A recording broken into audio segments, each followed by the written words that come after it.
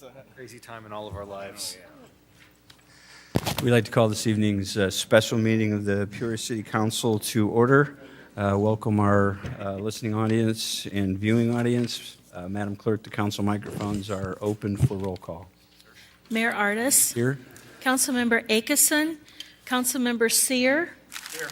Councilmember Grayeb. Here. Councilmember Jensen. Councilmember Montalongo. Councilmember Moore. Councilmember Euler. Here. Councilmember Riggenbach. Councilmember Ruckriegel. Here. Councilmember Turner. You have a quorum present, Mr. Chairman. Thank you, Madam Clerk. We'd like to invite everyone to join us and stand for a moment of silent prayer or silent reflection, followed by the Pledge of Allegiance.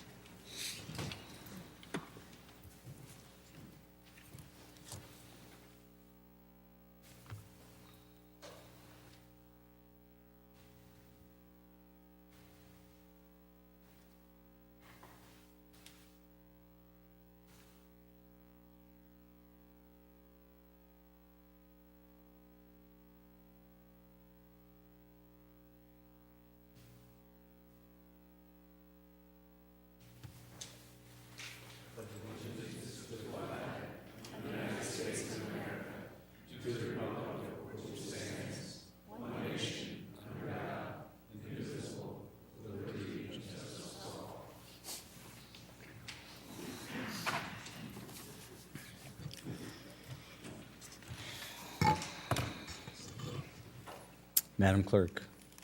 Under regular business, we have 17-327 is a communication from the city manager and fire chief with a request to approve a resolution approving the classification of qualified members of the fire department as peace officers for the purpose of investigating fire or explosions which are suspected to be arson or arson-related crimes. Thank you. Councilmember Grayeb. Thank you, Mayor Artis. Great work being done by our city staff and our fire department. Manager, could you or your designee outline for the council what this means? Thank you. Yes, we have a second arson investigator that has gone through the requisite training to carry a sidearm as part of their employment responsibilities. So by your action this evening, which is similar to an action that you took with our other arson investigator, this will authorize him to be deemed a peace officer and to be able to carry a weapon. And we've had an uptick in arsons in recent years, and this might enhance our investigative ability to work more expeditiously on resolving some of these cases.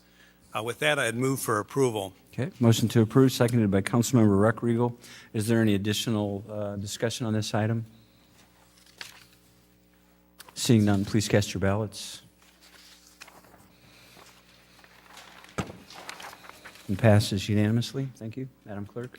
17-328 is a communication from the city manager and director of public works with a request for a first reading of an ordinance amending chapter 31 of the code of the city of Peoria pertaining to stormwater utility, and I call your attention to a yellow handout on your desk. Thank you. Mr. Manager. Thank you. I'd like to, if I could, turn the floor over to our Public Works Director to just give you some highlights on the proposed ordinance that you have in front of you. Really, all three of these. We'll do them separately, obviously, but these were all results of the meeting we had last Thursday. Director Reese. What you have before you tonight is the ordinance basically enacting a stormwater utility or a first reading for it with anticipated final action taking place next Tuesday. And you have a yellow copy because there was a typo in there. We had just a date wrong. We had it in there as 21-21, and it's meant to be 2021 for the rate schedule that was built into the ordinance. But basically, this sets the policy or the ordinance so that the city can create a stormwater utility. Okay. Any questions for Director Reese? Or a motion to receive and file? Councilman Riggenbach, seconded Councilmember Turner. Is there any additional discussion? Councilman Montalongo? Thank you. I had some questions yet on on the water utility, and just want to kind of get those out here. Just give me one moment, please.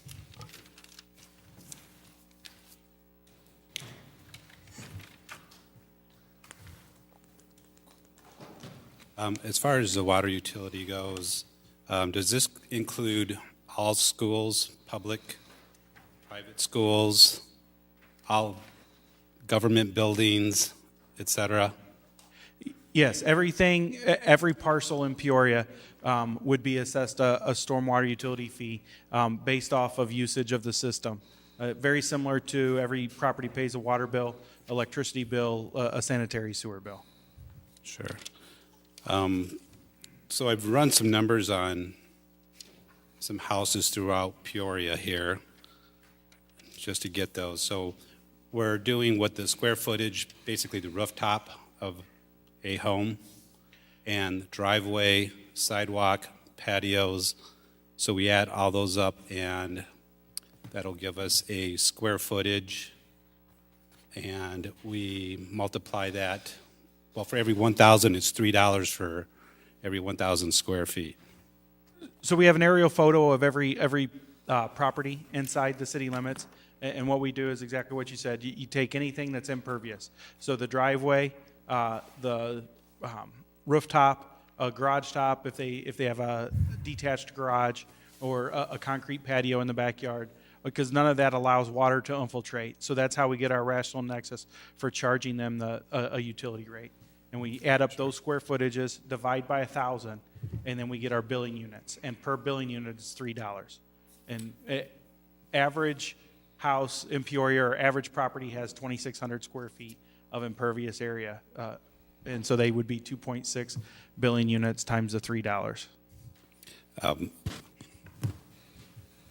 Luckily for me, I have like an engineering background, so I could do these calculations pretty easily.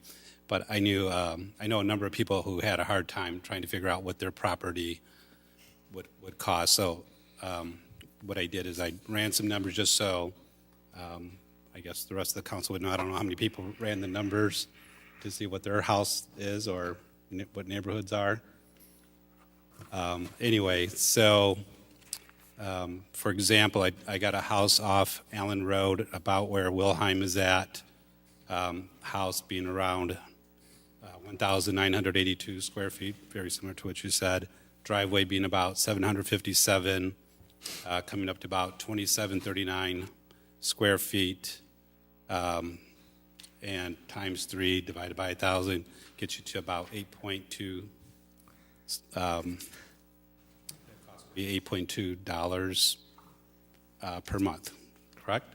All right, good. So I did a few other places. I did a home out in Augusta, which is the furthest point, which was about $13.3.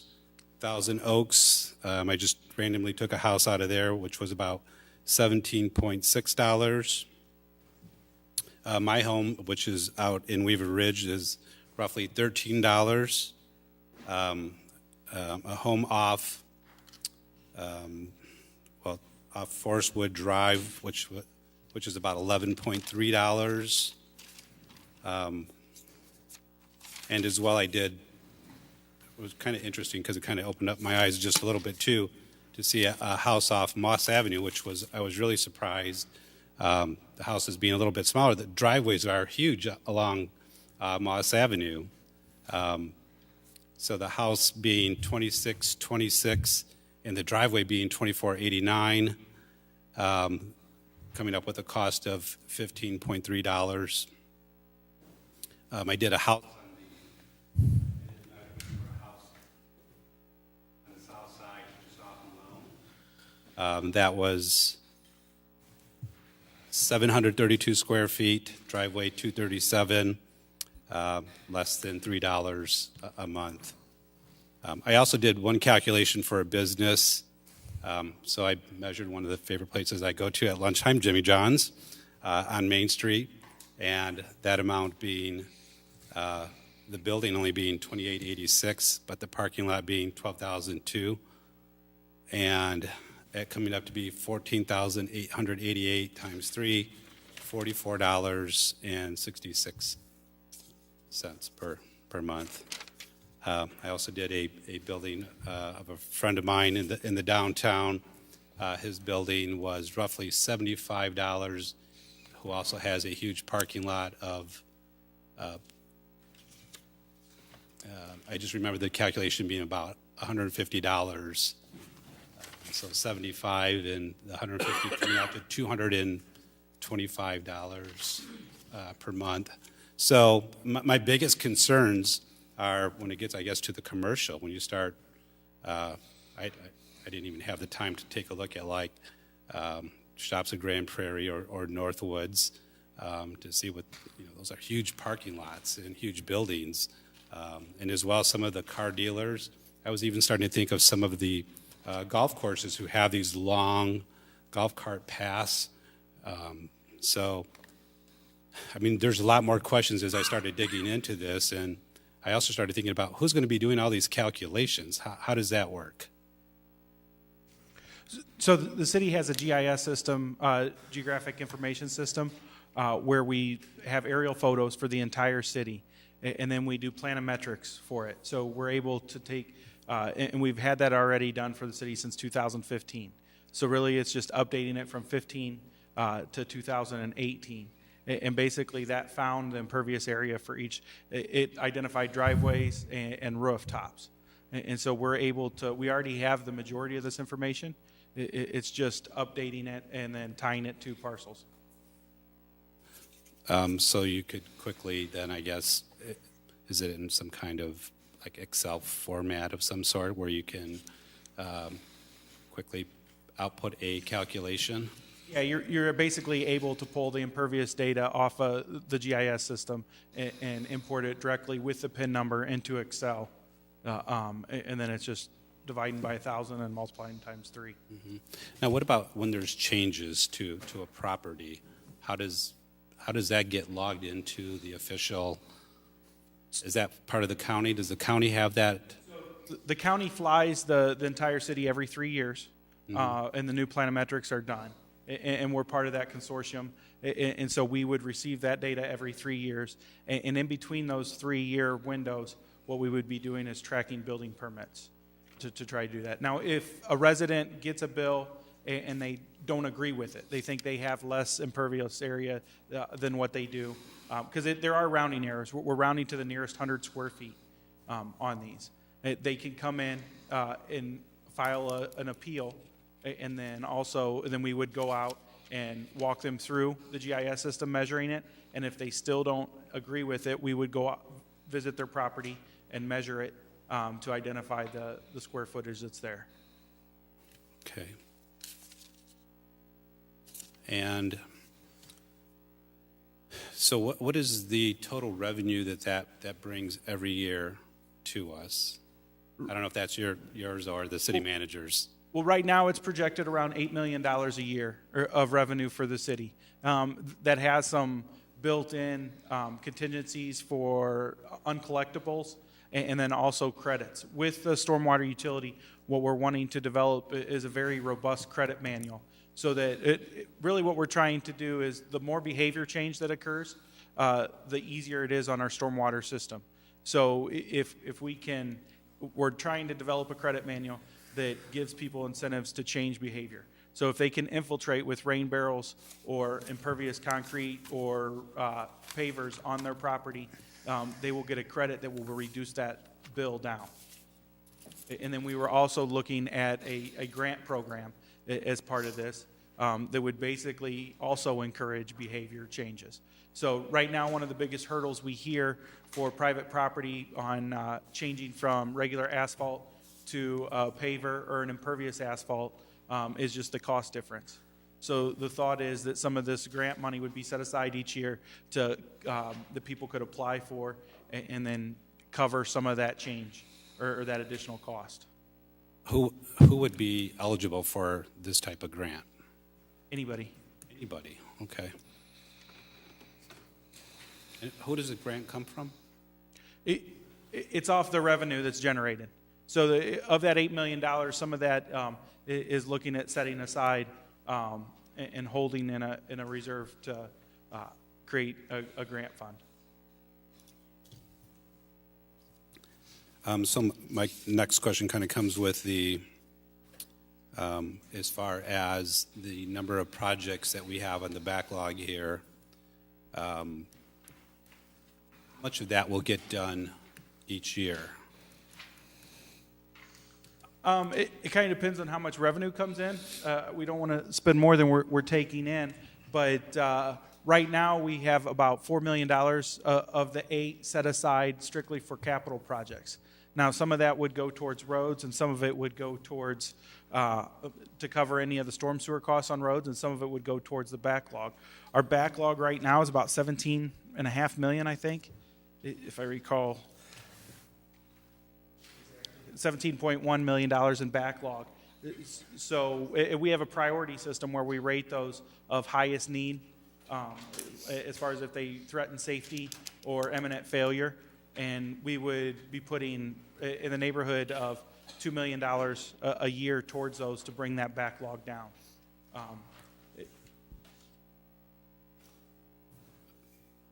I'm not sure if I got the answer on how many of these projects will we work on per year as far as the water runoff. I'm not talking about the CSO, but water runoff, because we're not talking about CSO tonight, right? As far as this goes. I mean, it'd be $2 million worth a year. None of the projects are exactly the same cost. For the 436 projects, they all have a different cost depending on severity of problem. So of the 17 million, we would anticipate we'd be drawing that down around 2 million the first year, and then 2 million the second year. So if this goes through, when does it begin? January 1? The first billing is anticipated to go out June 1st. June 1st, okay. But we would start planning. It's basically creation of a utility company. So by taking action during this budget, what we're able to do is do all the work ahead of time so that we can it's setting up a new company, basically, within the city with restricted funds just to stormwater and sewer issues. I don't think I have any more questions. Thank you. I have Councilmember Riggenbach and then Councilmember Sear. Thank you, Mr. Mayor. And thank you, Director Reese, for those answers. There was a lot of things there that I think was good to point out. And I just want to remind folks that we asked a couple weeks ago to have the FAQ from the One Water study group posted on the city website. So if you have additional questions about any of this, it's easily accessible on the city website. I have said this before, that I'm a strong supporter of this concept of the stormwater utility for a couple of reasons. And first and foremost, I think of any time that we look at revenue enhancements, whatever name you tack onto it, we always talk about having that meaningful public input. And this process that the city embarked on with the One Water Committee has to be a hallmark for community involvement. There were over 50 meetings. 2,200 citizens showed up to participate in these meetings. The input was just very, very intense, I guess would be one way of putting it. So this is something that we've talked about as long as I've been on the council, I think. And I think that One Water Committee that we put together really did a great job in just delineating how this could work. So kudos, Director Reese, for taking it from a report from a commission of citizens and business and community leaders to a reality, hopefully, here. I was just wondering if you did have any more meat on the credit bone, if you will, because I think that's important for folks to know that while on the average size home it'll be $8 or more, as Councilman Montalago pointed out, the credits will help to offset some of that. And I think it's kind of exciting to see how folks have even taken the initiative with what we saw down in the warehouse district with the pilot project, and we've got a rain garden along Nebraska when we put in a new sidewalk there. So people are getting used to the idea of rain barrels and rain gardens and pervious pavers and things like that, but do you have any more that you could give us on that credit aspect of this? So we're actually developing a credit manual that we would be able to post online that would give specific examples of and criteria for people to apply for and obtain the credit. But in general, we're looking at people getting, or commercial folks specifically, getting a credit just for meeting our existing ordinance. The new ordinance, or the current ordinance for development, requires stormwater detention. So if you meet that standard, you get a credit or a reduction of your stormwater utility bill. If you go above that, for every, there's some calculations in there, for every gallon you're going above that, it reduces your bill even further. If we reduce, I think pavement or parking lots, they're able to reduce up to 50% of their bill by showing certain detention requirements, because that really, like I said, it's really meant to change behavior and incentivize something different. And that's how we tried to develop the credit manual. Those would be renewable every 5 years, so that they have to submit a form to us, and basically for the commercial stuff, their engineers already do that when they do their detention calculations. So we're looking at them submitting that, signing off on maintaining it, and then having to renew it every 5 years, because if they're not properly maintained or taken care of, then you're really not getting the benefit of it. And those will be available to resident, single-family homeowners as well as businesses, correct? Yes. Great. Again, while none of us like the idea of revenue enhancements, whatever you want to call it, fees, taxes, when you have over 400 projects totaling $17 million, I think the need for this is pretty clear. And again, Director, I'll just continue to charge you with the same transparency that we've done with the road, the increase in the road spending, that we specifically identify which projects are being done each year and how much money is being spent on it, so that the people paying these fees will see the actual benefit that they're getting. We all contribute to this problem. This is something that the city has just sucked up and taken the heat on for all these years. Stormwater doesn't disappear. It has to be managed. So now this is, again, one of those truth in budgeting things that I like to talk about, that there's a fee. Clearly, there's going to be a fee on this, but you're going to know exactly where that money's going. And I just see one citizen, I saw one citizen earlier in the back row who's been on my phone for the last 8 years about a specific stormwater project in the Lindale subdivision. So we'll be happy to have that taken care of as well. So thank you for the detailed information on this. Thank you. Councilmember Sear. Thank you, Mr. Mayor. Mr. Reese, number one, I want to thank you for all the work you've done on this project. Great. I know it's very difficult. I want to congratulate you on putting together a credit manual. I think it's going to be very important to try to change people's behavior so we can all do better. Just a couple questions, and I don't know if you'll have these answers with you tonight, but do you know what the percentage areas we have in Peoria that are residential, commercial, industrial, and farmland? I don't know if you have those numbers with you or ballpark. I don't have it offhand, but we can get those. Okay. So just to make sure I understand, I'm not an engineer. When we're looking at a one-size-fits-all type of solution right now, so not being an engineer, I'm trying to, just an example for a farm. Who's made the studies that if I own a 30-acre farm with one house in the middle, let's say a 2,600 square feet house, where's the runoff and why would my bill be the same as, let's say, a business that has all huge parking lot example? I'm just trying to understand how the runoff works and why we have one size fits all. So in order to be a utility fee, we had to have that rational nexus, which tied it towards usage. And that's why we just went off impervious area, because any impervious area you have causes runoff into the road. Even, so for a farm, for example, if it's a 30-acre farm with 5,000 square feet of impervious area, the 29 0.75 acres of impervious area soak water in, but it still has that 5,000 square foot that is shedding water off. Now, on the credit manual, if they could show us that they're soaking that water in and not releasing it into the city's right-of-way, because even if they're releasing it into a ditch, the city is still there's still maintenance costs for that. So if they can show us that they're doing that, we would offer a reduction through the credit manual.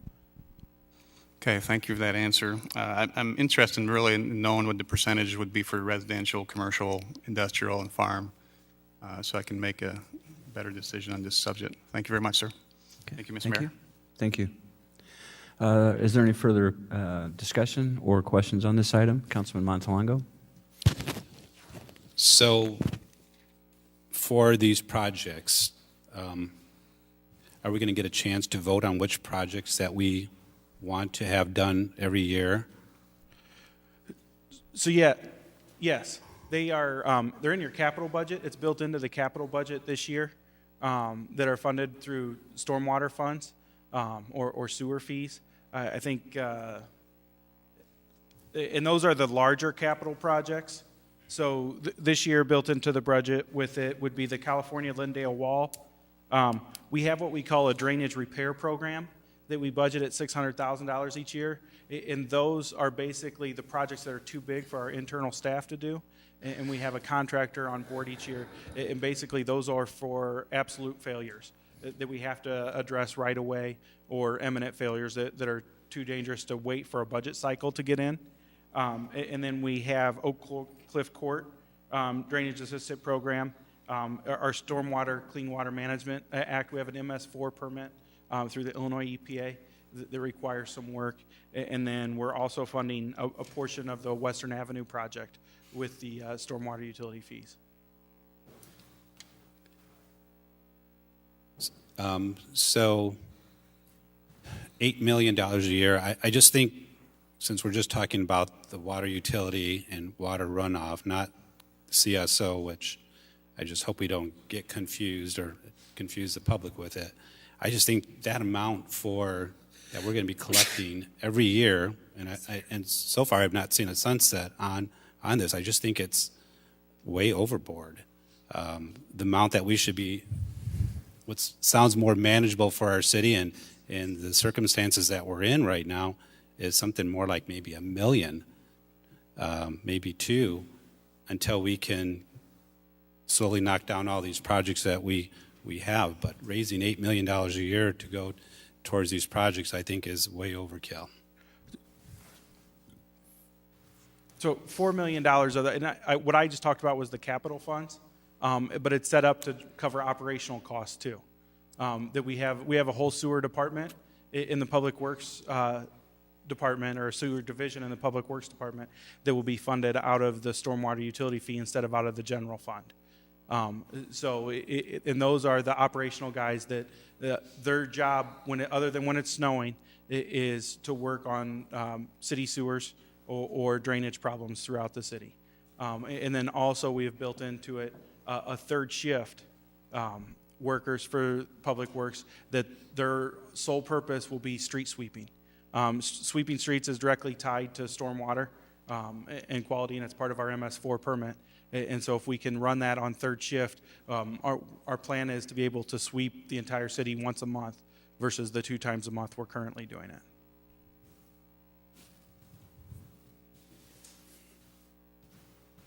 Okay. Councilmember Graham? Thank you, Director Reese. Appreciate the work on this. This does have a connection to the CSO settlement, does it not? Yeah, I mean, all the water, any wet weather goes to CSO and stormwater. So we should not be naive about that. And that lawsuit's been out there since the 80s, and it's going to have to be resolved. To what extent have we had satisfactory conversations with the sanitary district about what's pending here for us? With the stormwater utility? Yes.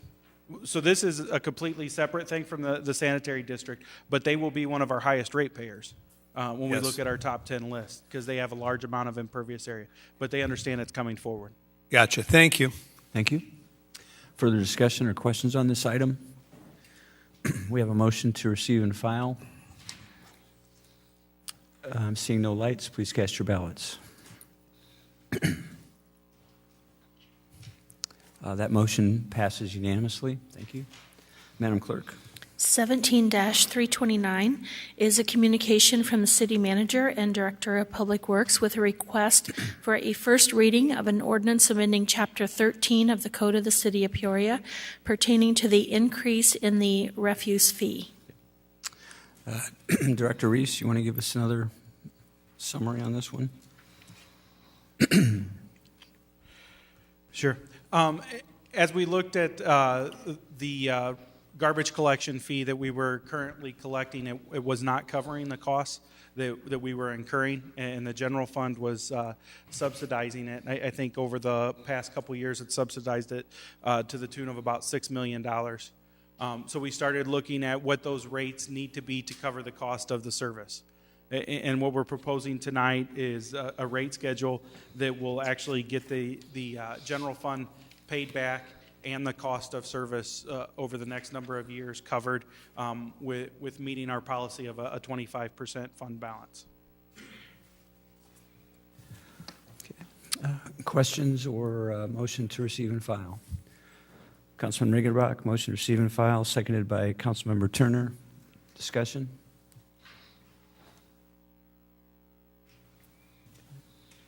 Seeing none, please cast your ballots. That motion passes unanimously. Thank you. Madam Clerk. 17-330 is a request for a first reading of an ordinance amending Chapter 27 of the Code of the City of Peoria pertaining to the amusement tax. Mr. Manager, you want to take this? Yes, this is based upon the actions of council last week, this is the ordinance that would raise the amusement tax from 2% to 3%. Okay, thank you. Councilman Graeb. Thank you, Manager, for the work on this. And we are exempting, we have 4 exemptions that you have down. Could you outline those for the council? Sure. I believe that, and this is the only change that we made to the ordinance, so is really just the rate. There are areas that we don't charge if you have an amusement. So if you're going to a high school or a grammar school sporting event, that would be one. If you're going to an activity that's sponsored by a governmental entity or a non-for-profit society or an educational charitable institution, they're exempt. So, thank you, Manager. Move to receive and file. Motion to receive and file, seconded by Councilmember Jensen. Is there any additional discussion on this item? Seeing no lights, please cast your ballots.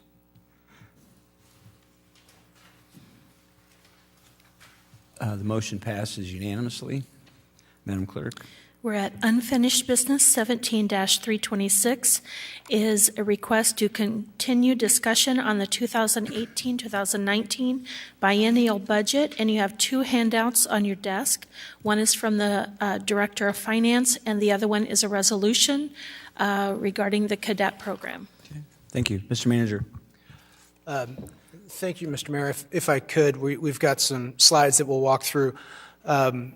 In between our meeting last Thursday and our meeting tonight, the finance director and I had a chance to go through a series of items that are somewhat housekeeping in nature that we'd like your consideration to take action on this evening. You should have in front of you a spreadsheet that lays out some of those budget adjustments, and I'll walk through those here with you very quickly. The first item that we have pertains to the general fund and how we were estimating the revenues for the general fund and the road transfer coming out of the general fund, as well as the hotel taxes in excess of the base for the Pure Marquette, which goes to pay off the debt service for the Pure Marquette Hotel.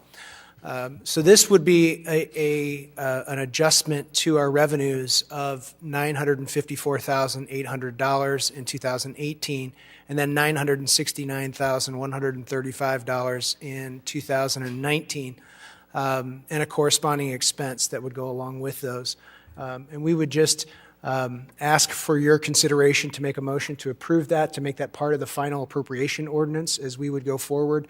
As I said, it really is just a cleanup of how we've been managing those funds. I don't know, Director Scroggins, if there's anything you want to add as far as the calculation on the HRA tax?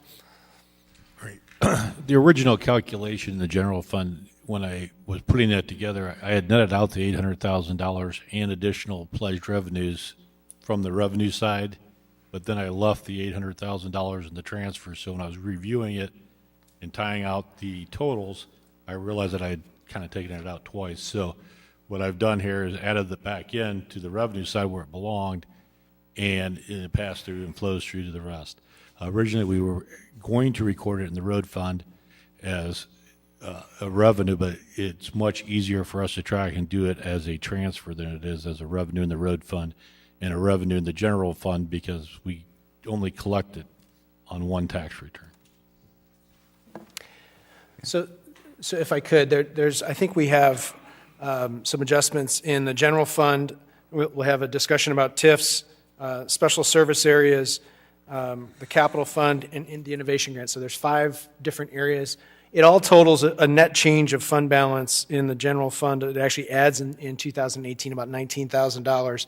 And then in 2019, it's a reduction of about $200,000 in the overall citywide fund balance. But we'd like to walk through each one of these with you if we could, and then get that motion from. Okay.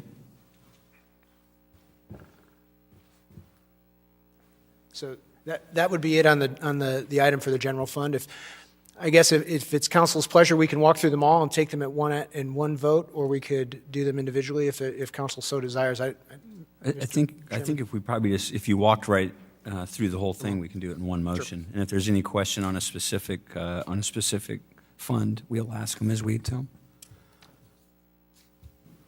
So the next item in our TIF funds, we made some adjustments to the hotel tax revenues that are generated out of the hospitality improvement zone. They were overestimated in the budget, and so we had to adjust those down, and that meant then adjusting down the transfer that comes out of the hospitality improvement zone TIF to the general fund. Also, we had to adjust the downtown stadium TIF transfer to more accurately reflect what's being collected. And then lastly, we have additional redevelopment agreements that have been occurring in our TIFs that were not included in the original budget projections, so we've added that back in. So that's a total of about a reduction of about $81,000 of revenue, a reduction of expense, or an increase of expenses of $213,000, I believe. No, it's a reduction, excuse me. So it's a net add of $132,000 in our TIF fund balances. And then in 2019, we had $81,953 of less revenue and $70,000 of less expense. So it's a slight reduction of fund balance of $11,000, but the net change over the 2 years is $120,000 of fund balance being added to the TIF funds. Okay. Any questions on the TIF? Okay. In the original budget presented to you, we did not, in the special service area funds, include the sales tax revenues for Westlake, Holiday Inn, or the Louisville Slugger SSAs.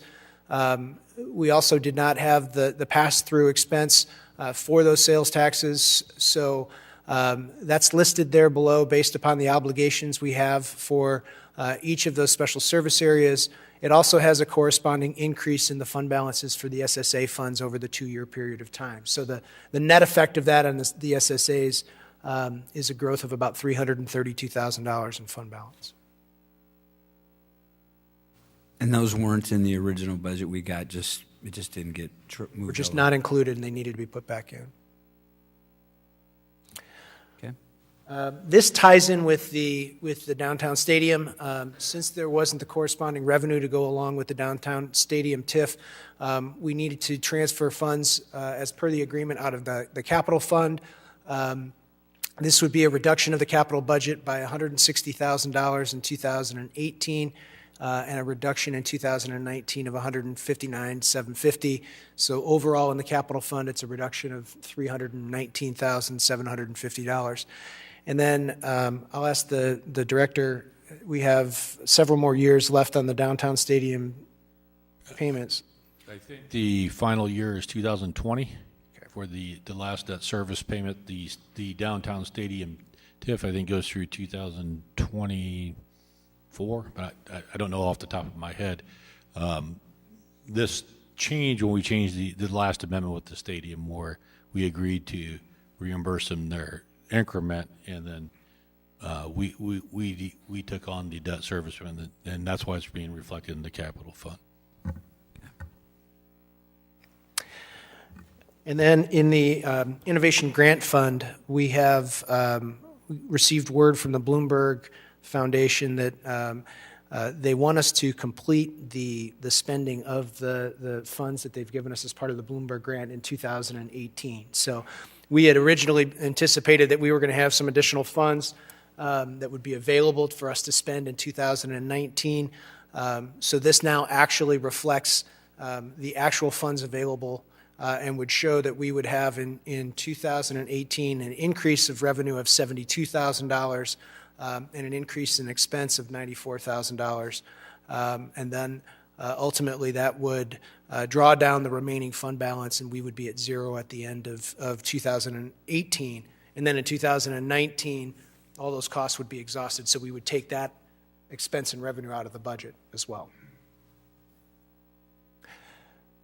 And we still have the personnel obligations. We do, as the last year of the grant is required that after the funds are exhausted, that we keep the staff on for 1 year after the grant, and that's what this anticipates in 2019, is that we would keep the IT team in place.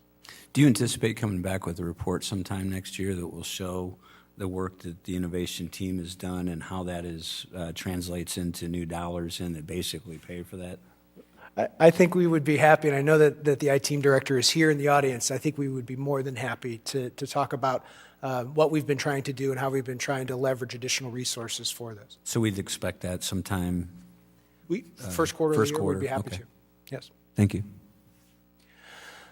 So making those adjustments, it would, as I mentioned, it would adjust the overall total revenues and expenses for the budget to $208,109,049 in 2018, with corresponding expense of $200,858,479. We would then be increasing our reserves by $7.25 million. In 2019, the numbers would go to $206,796,000 in revenue and $197,816,000 in expense, adding $8.9 million to the bottom line. Okay. Any questions? Or a motion? Councilman Montalongo and then Councilman Sear. Concerning the fund balance, what is the total that we have in those fund balances? I'll let the... Now, and what will it be for 2018 and then 2019, the total?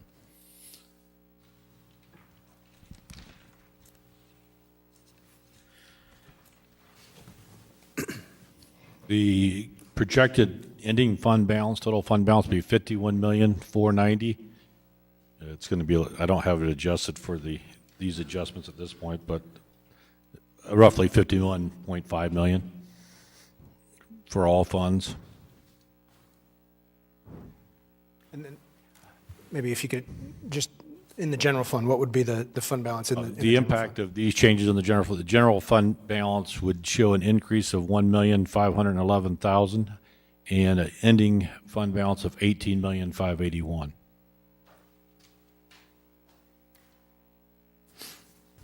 So for which years is that? 2018. 2018, it Right. will be, say that again? The Prior to and then after. Okay. The number that's reflected up there includes all funds across the board. So the 7.2 million is for our general fund, pensions, et cetera, all the way across the board. Okay. projected increase in the general fund alone is $1,511,000. Okay. The total general fund balance would be $18,581,000 roughly. At the end of 19, based on these projections, we would be looking at increasing the general fund by approximately $450,000, and the total fund balance at the end of 19 would be $19,030,000.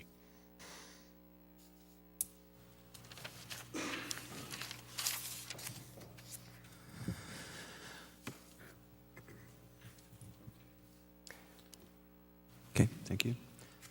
Councilmember Sear? Okay. Councilmember Ruckriegel?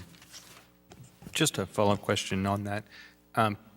Quick on math, if you've got calculator there, can you figure out how does that move us towards the goal that we have as a council on our unencumbered fund balance? And it's good to see it grow there. What percent are we getting to there? Our fund balance policy is 25% of general fund expenditures. Using 2019, this at $90,000, about 1/4 of that's going to be about 25,000.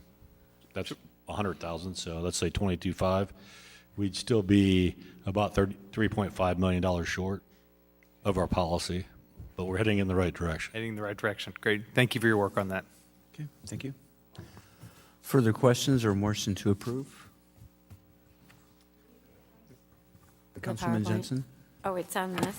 That's what, all the changes on the first page of the spreadsheet include everything that we've just talked about here. Okay. Thank you. Motion to approve, Councilman Regenbach, seconded Councilmember Turner.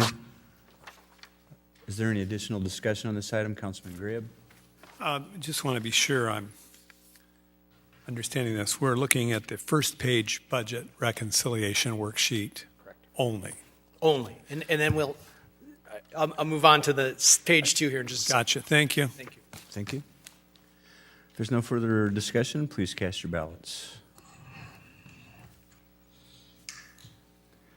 That motion passes unanimously.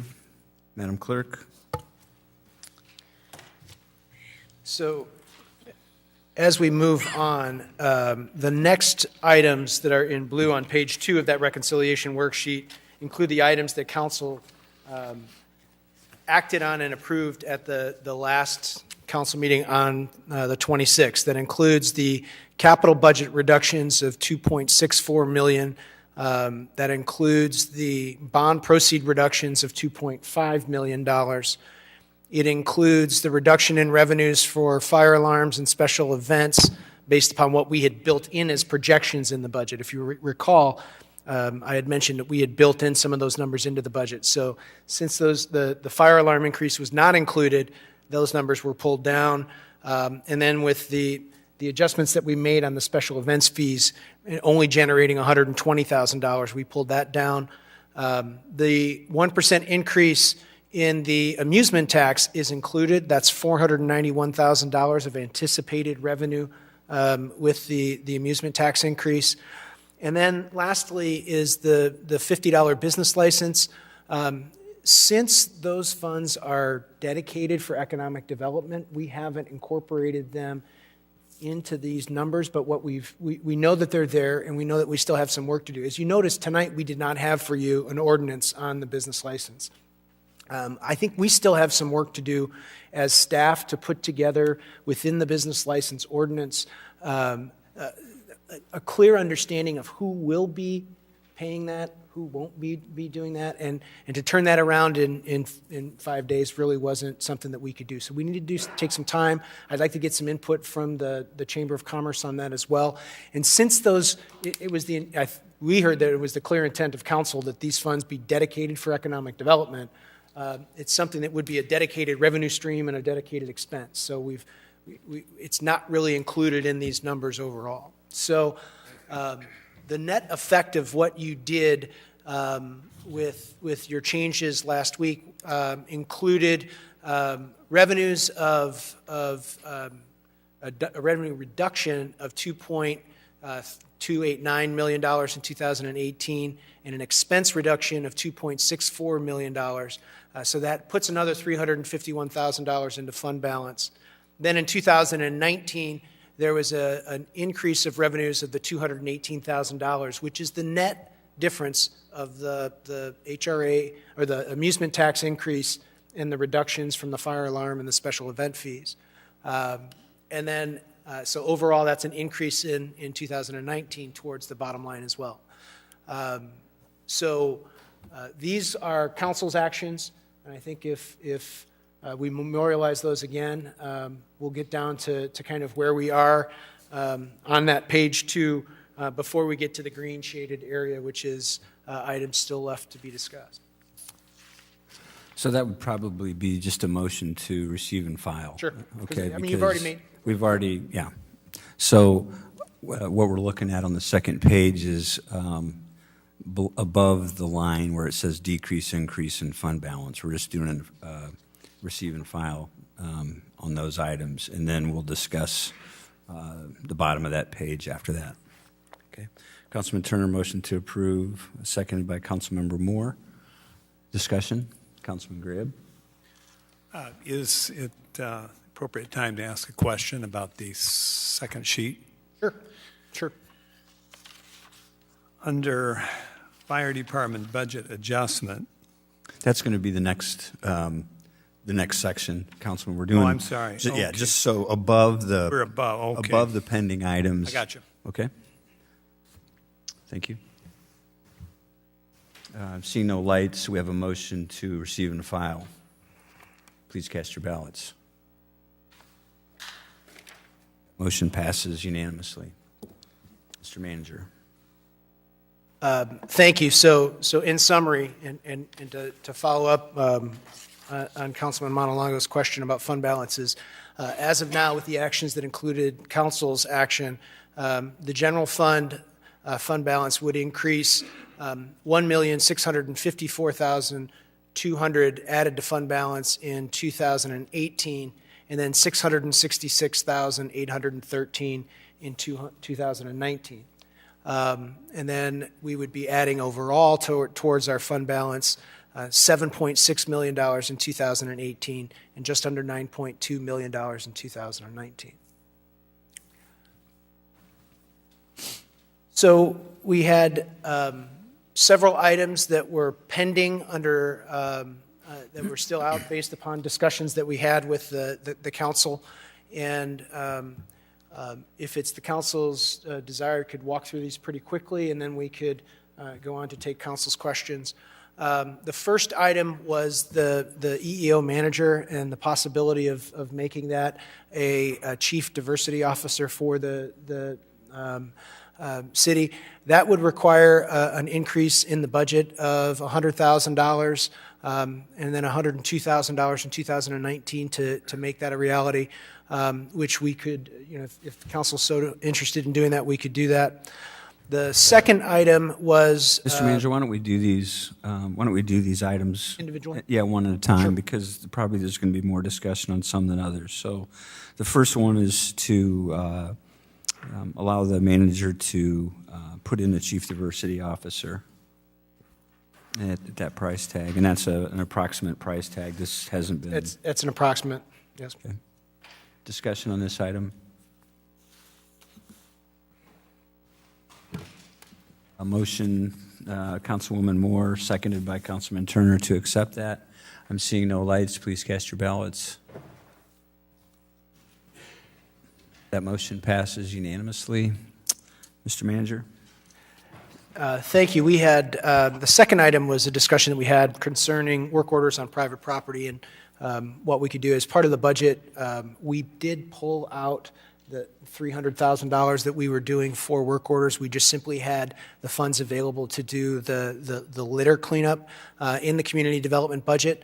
As we've looked at this portion of the budget and looked at other avenues, we've identified that we could take $150,000 from the garbage fund and then $150,000 from the sewer fund because of the impact that the weeds and litter have on our our garbage system and the residential trash system, and also because oftentimes we do get environmental, the idea that Director Reese mentioned that we have an increased amount of street sweeping. If we're not seeing those lots are maintained and taken care of, a lot of that environmental waste is going to end up in the sewer system anyway. So we've looked at a way to try and provide that subsidy through the sewer fund as well to pay for that, and hopefully it'll lighten some of the burden that the Public Works Department would have. So this would be a way that we could approach this of trying to address these issues. Okay.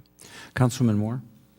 Thank you, Mr. Mayor. I'd like to move for approval and then comment on the other side. We have a motion to approve, seconded by Councilman Jensen. Councilman Moore.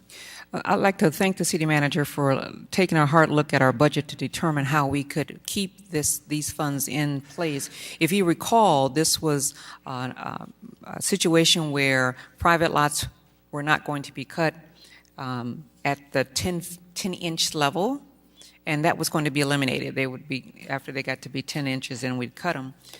And we were not going to do that after a period of time. And if you recall from our last discussion, there were approximately 1,700 properties that were going to be impacted, 1,200 of them for the most part in the first district, primarily on the south side. And one of the things I said as a compliment to the Community Development Department and Code Enforcement was that there have been so many compliments from folks who have noticed the difference in care on the south side and in the North Valley. And it was obvious that Director Black and his department had worked very hard to get to the point where I'm getting compliments and people are noticing the difference. And to eliminate this process would have just thrown us back, would have just eliminated all of that hard work, and I didn't think that was right. So thank you, Mr. City Manager, for going back and looking at where we could find the funds to continue this work. There are more conversation we'll have about this, but at least the residents of the first district, I believe there were 20% in the third district, and the balance was in the second district. Those residents can rest easy that we're not going to go back to times of old. So thank you. Thank you. Councilman Riggenbach? Thank you, Mr. Mayor.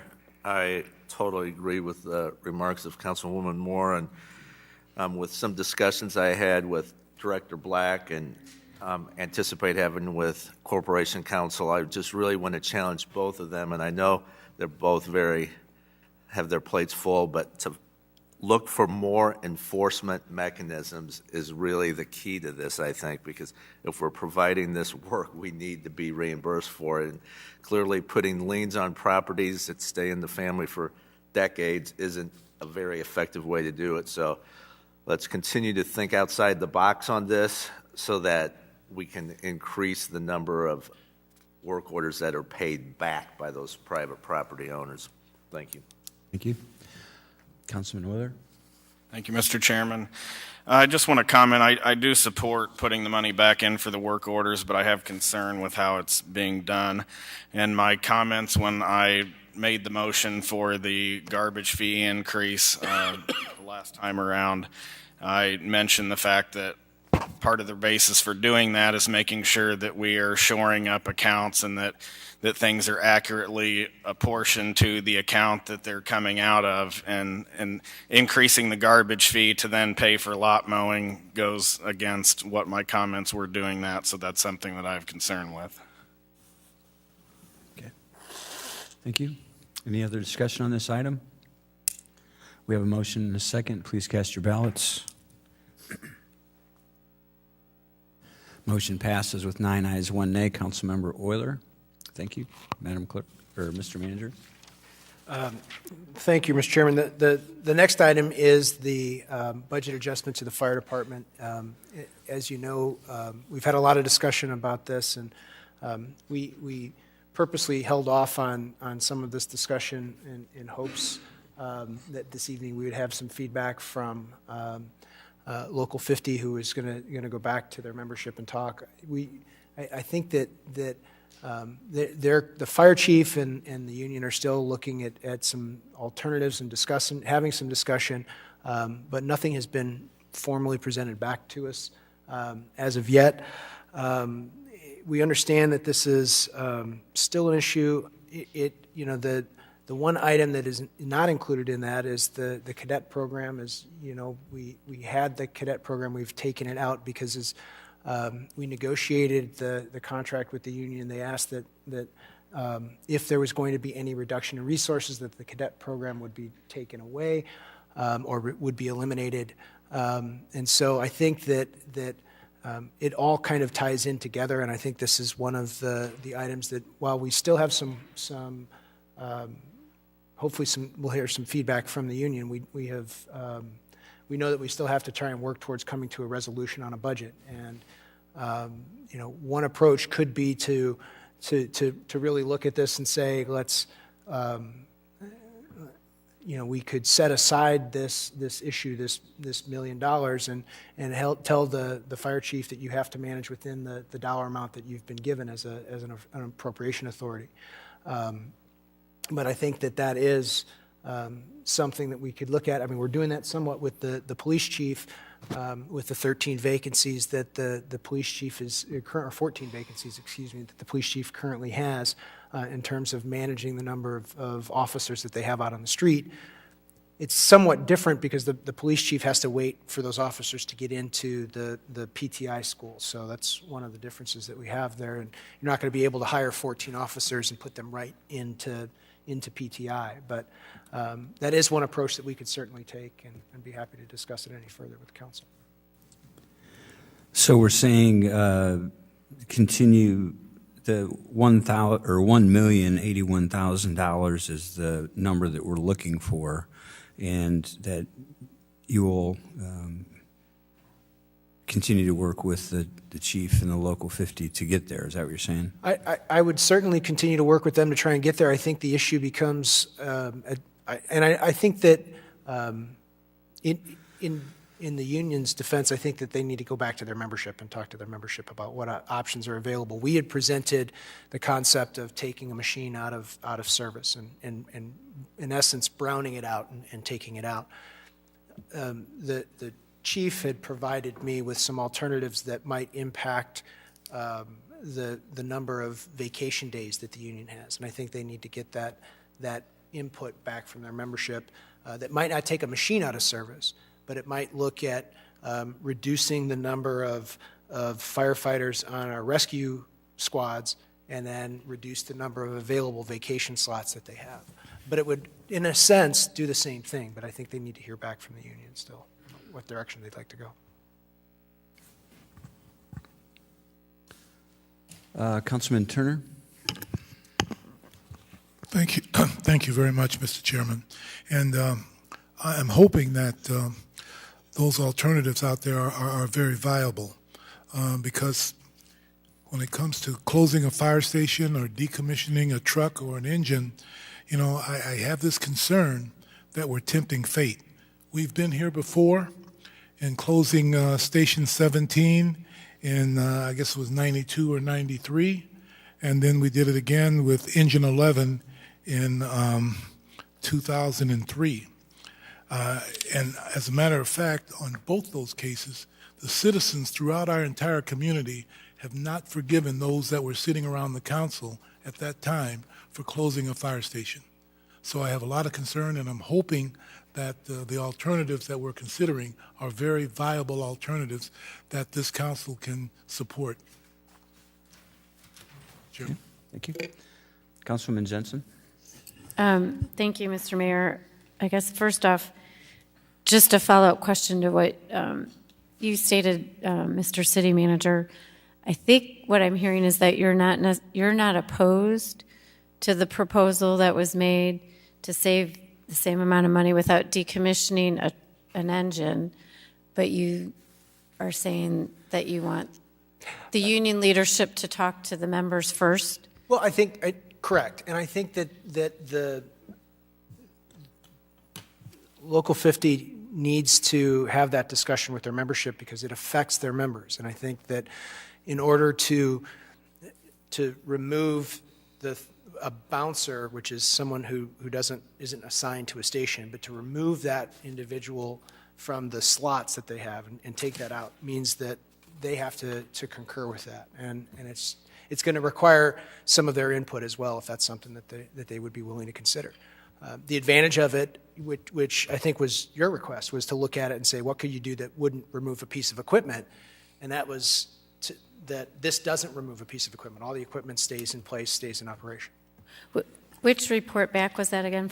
I was looking for that, where you explained what the... It was, I think it was 5.5, is that correct? 5.5? Hang on, I'm looking. I looked at it earlier today. 5.3, excuse me, 5.3. But so based on that, because it's sort of a short report back, this is a summary of what union leadership and the chief proposed to you, and you agree that their proposal would save the same amount of money. Ballpark. It would be a net reduction of 9 positions, and then the task would then fall to the chief to manage with attrition, manage his attrition within the department, the vacancies that come up, and looking at how he manages his operations to live within his budget authority. But yes, that would be the way you could do it. Okay. And I guess at this point, because I think it's related, I would like the council to consider, I know you at the last meeting when we talked about the additional fines that you proposed, increasing the fines as well as doing a permit for residential and business fire alarms. And it was voted down, but I would like the council to consider and the city manager to come back with the amount of money we would raise if we just increased the fees and not done the residential permit. I think you answered a question at the last meeting, ballpark, about what you thought that would be. But I would like the council to consider that as a way to raise some revenue. I think it's covered in maybe report back 5-4. And I don't know if you're prepared to speak on that right now, how much we could raise without adding that permit fee for the alarm, because I think that's what the council was opposed to. If the council were willing to entertain raising the fees that were outlined from the fire department, absent the fire protection permit, you'd be looking at about $176,000 of new revenue. And really, that's $176,000 of revenue that would stay it's not going to grow over time. So right. But it raises. And from reading the report back, it's my understanding some of those fees, most of those fees have not been changed since 2006. It's been a while since we've raised many of those fees. And I'm not sure if your report back included, I don't think it did. One of the other things I asked to look at was whether we could start charging a fee to out-of-town residents for some of the fire services that we provide, like going to accidents and those types of things. So I'd like a report back on how we could do that and how much revenue that would generate. We'd be happy to provide that for you. We could look at that and try and come up with some estimates based on what we know with the existing CAD data that we have. So we'll be happy to do that. Okay, thank you. Councilmember Gribb. Mr. Chairman, appreciate the comments of my colleagues on the public safety issue at hand here, but it's my 17th budget cycle. My observation is that we've had too much input from management and not enough clear direction from council. The management works for us. Local 50 works for the people of the city of Peoria. I don't think it should matter whose foolish idea it might be, as Councilmember Turner alluded to. to decommission a fire suppression machine or close a firehouse, or even reduce the staffing on a rescue squad. The locus of that recommendation should not matter when we know it is wrong.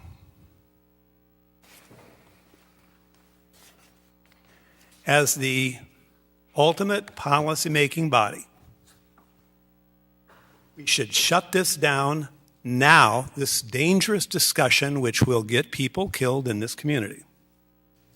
And we should allow no more discussion along these lines. We were told in 2004 that we needed to have another firehouse. What's happened since that matrix study? Nothing. Now, I mentioned this before, and I mention it again because I believe it's instructive. We need to make it very clear to the city manager and his staff or to Local 50, regardless of their discussion. Now, we want their input, that we're not going to acquiesce in this because we believe it will endanger our citizens. Period. And that's the kind of direction we need to give tonight. And I'd be happy to make a motion that we dismiss that idea entirely and let the manager go back to reality and discussions that we might approve. But this is off the table. And I would make that motion right now. Seconded by Councilmember Montalongo. So what we're discussing right now is a motion to take this discussion of an engine company off the table as an option to close what the manager has identified as $1,081,000 that we need to come up with it. Okay. That does not preclude in any way, shape, or form other suggestions that should or could come forward. But that as responsible decision makers in this community, we will never acquiesce in that, regardless of where that would come from. And so, that's my motion. Okay. So just for the council, we're on this particular motion, seconded by Councilman Montalongo. Just to be clear that we're taking this this is the only thing this vote is either taking this option off or not. There's still going to be more discussion about how we're going to do that. So I would say I have concern about taking any options off at this point. I think handcuffing the city manager on a resolution to this is a little worrisome. Typically, I'm not sure if micromanage is quite the word for this, but the city manager gives the departments dollars to manage their departments in, and no more that he would tell the chief that he doesn't think that he needs 2 detectives, that they should be out in a patrol car writing tickets. I don't think the city manager has ever, I've never seen a city manager get into that type of a situation, much less the council seeing its role to tell the manager how to do that.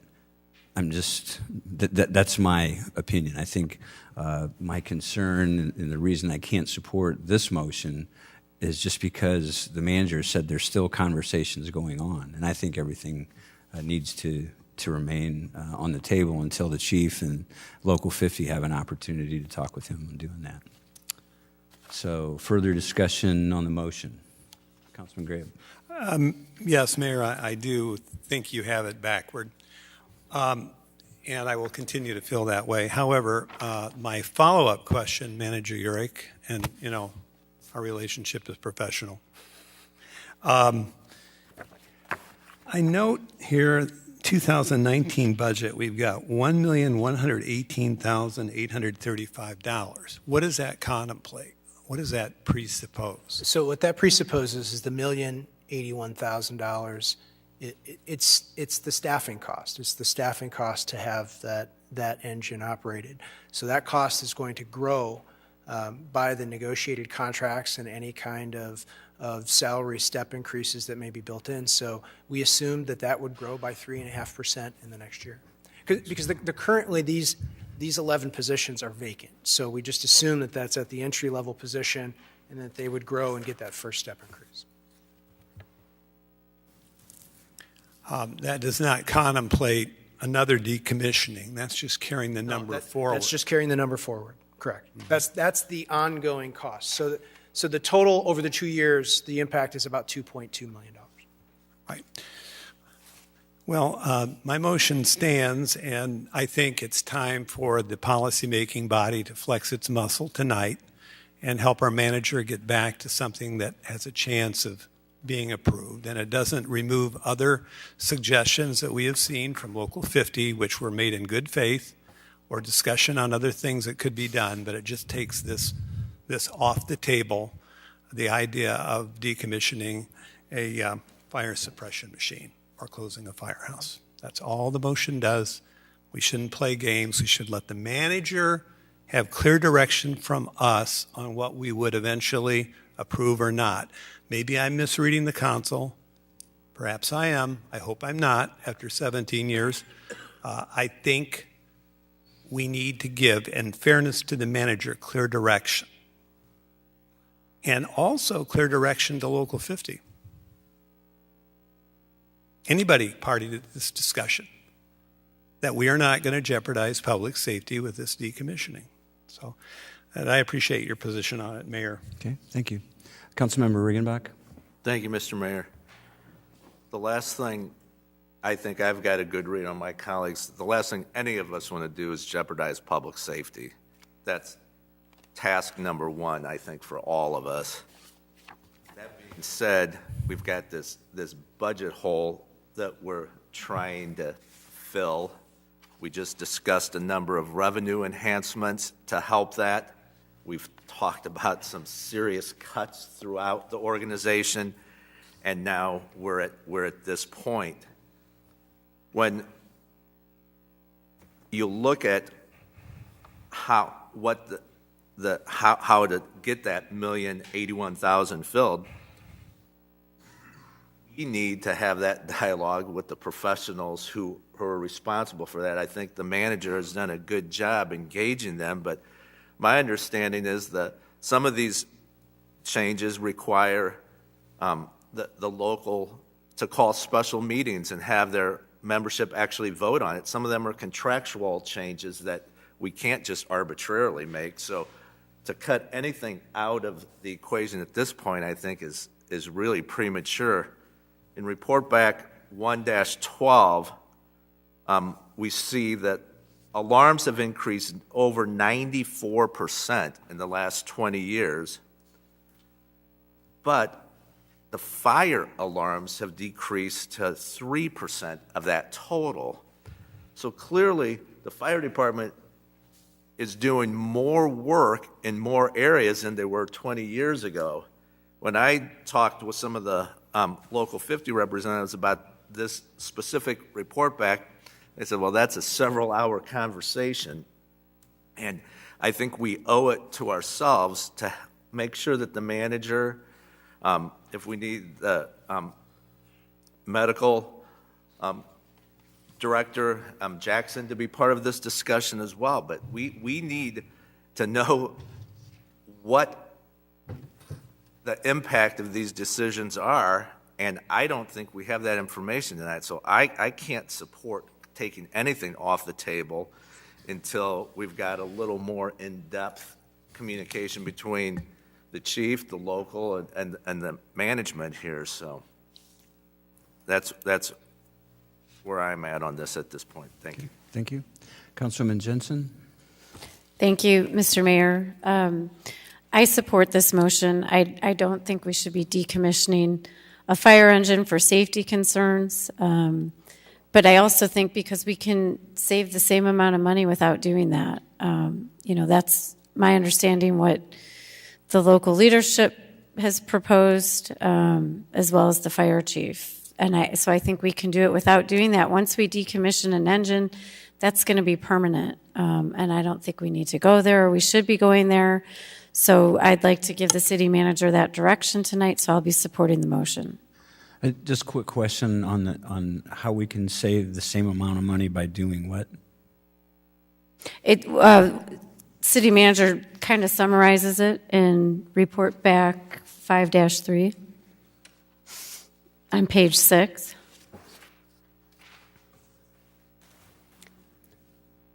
Well, this is, all that's saying is you can do the same thing by doing the different movement of Right, without so- decommissioning and a all fire engine. my only comment is that is part of the give and take discussion that they're going to continue having. If we take one option off the table, we don't have anything left to. I mean, I understand what it does, but I'm just giving clear direction to the city manager that I don't support decommissioning a fire engine. Okay, thank you. I have Councilwoman Moore next. Thank you, Mr. Mayor. It's my understanding that, Mr. Manager, that first let me say I am in favor of not decommissioning an engine. I also would not like to discontinue the cadet program or their Explorer program. But my question is, does this decision need to be made tonight, or can the motion that has been made come back after you've had an opportunity to have the discussions with Local 50 and the chief? To Councilwoman Jensen's point, we can bring this back and have the same conversation and have this same motion and vote on it at that time. And if we didn't vote on it today, it wouldn't. We're not saying that we agree with this. We're saying we're going to give you a little more time to see if we can bring this to a better conclusion. Is that right? I think that's a fair statement. I think that it doesn't necessarily preclude that at all. It still gives me more time to talk with the union and talk with the fire chief. So, in talking with the maker of the motion, as I indicated, I am in favor of your motion in concept. I am, and what Councilwoman Jensen indicated. But what I am suggesting, perhaps we can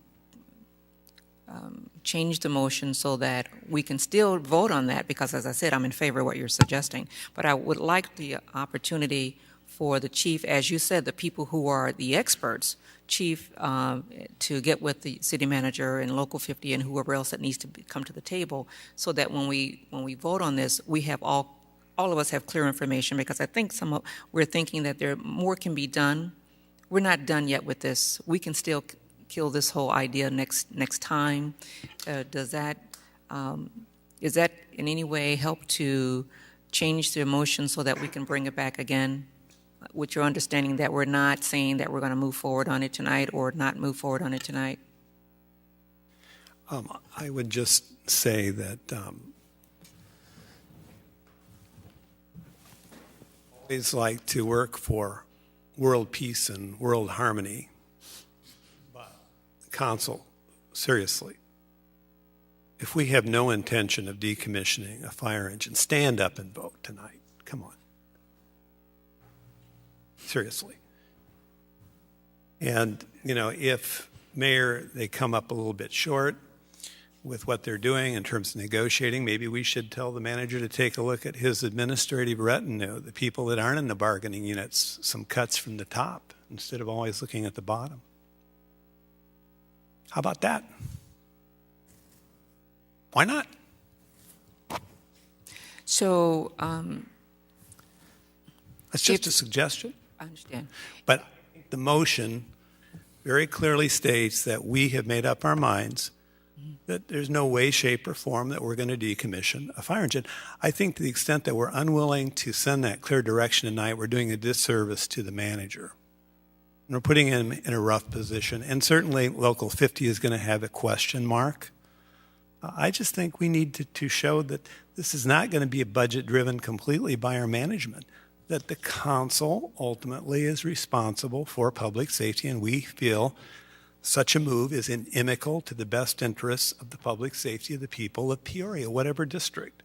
So no, I'm really not in favor of any delay on this, although I know you have the very, very best intentions. Councilman Moore, you still have the floor. So, Mr. Manager, do you not understand the gravity of this situation and understand that we would like not to decommission an engine? Is that clear direction to you? So that you know that when you come back, if this fails, we're not saying that we want to decommission an engine, okay? We're saying we would, and what I am saying, I don't want to speak for the whole council, but what I am saying is that I would want you to continue conversation with the understanding if you come back and we're in the same place next time, that what Councilman Graham is suggesting, I'm all for that. So I think the manager understands we don't want to decommission an engine. I want to find a way to keep the cadet program, the Explorer program. Some of these we have to see where that comes. Sure. Having said that, the manager understands that we do not want to decommission an engine, that we want to keep this in our budget, and if this fails, it doesn't mean it's going to go forward and we're going to decommission, we're going to take out a truck or anything like that. Thank you. Okay, thank you. I have Councilman Euler next. Thank you, Mr. Chairman. I have had great dialogue with Local 50 leadership, and I've spent some time with the fire chief as well, and been through pretty much all of the fire department assets, and I think that the leadership of Local 50 appreciates my opinion. They may not agree with it, but I think we've had respectful dialogue. I appreciate their position. But we have an economy that's shrinking. We have a financial structural problem. And as I've said in the past about other issues, we cannot take items off the table that we don't know how we're going to support. And we have revenues that are declining. We have expenses that are skyrocketing with salaries and pension costs, and we don't know how we're going to fix those problems. Raising taxes and fees is not going to dig our way out of this long-term structural hole that we have here. We have to do something different. Right now, we're talking about 11 positions that are not currently filled, and we're talking about not filling those 11 positions. It's not taking 11 more firemen off the street. We're talking about not filling the positions that are currently vacant. And when it comes to these budget discussions and it comes to dollars, it's up to the manager to execute how we run this operation. We're the board of directors. We discuss the dollars and the cents and how it's going to be managed. He needs to work with the team to figure out how they're going to divide that up. Thank you. Thank you. Councilman Montalongo. Thank you, Mayor. I have to agree with Councilman Graham and his passion for public safety, and that's why people voted us in the first place, to take care of our city, take care of the people. I'm absolutely in no way favor of decommissioning any truck at any time in any district, and certainly not in my district. I know how important it is to the people in my district. And besides the public safety, we also got to be thinking about the firefighter safety as well. We start reducing numbers and they don't have the support staff around, they're going to get injured, or in worst case scenario, maybe one of them dies on the job as well. Cutting firefighters is a really bad idea, and I think the purpose of our city council here is certainly to give the manager direction with the budget, but also to explain to him our vision and what we want to carry out. And decommissioning trucks is not one of them. I am not in favor of that. And when we see the city manager steering off track, we redirect them. And I think that's what we're doing here tonight. Okay. Further discussion on this item? Mr. Manager, Councilman Sear, I'm sorry. Thank you, Mr. Mayor. I had many meetings with the chiefs and from the representative from Local 50, and they always ask me the same thing: please keep a seat at your table for discussion. I cannot vote for a motion that asks for stopping discussions with our chief and with Local 50, so that's my opinion there. So I'll be voting no for this motion. Mr. Manager, and just for anybody that's listening, this clarification, a no vote on this motion doesn't mean that we're giving direction to shut down an engine. It means that the conversation is going to continue. So just this isn't a motion, if the motion fails, it doesn't say we're agreeing to shut down an engine. The discussion is going to continue.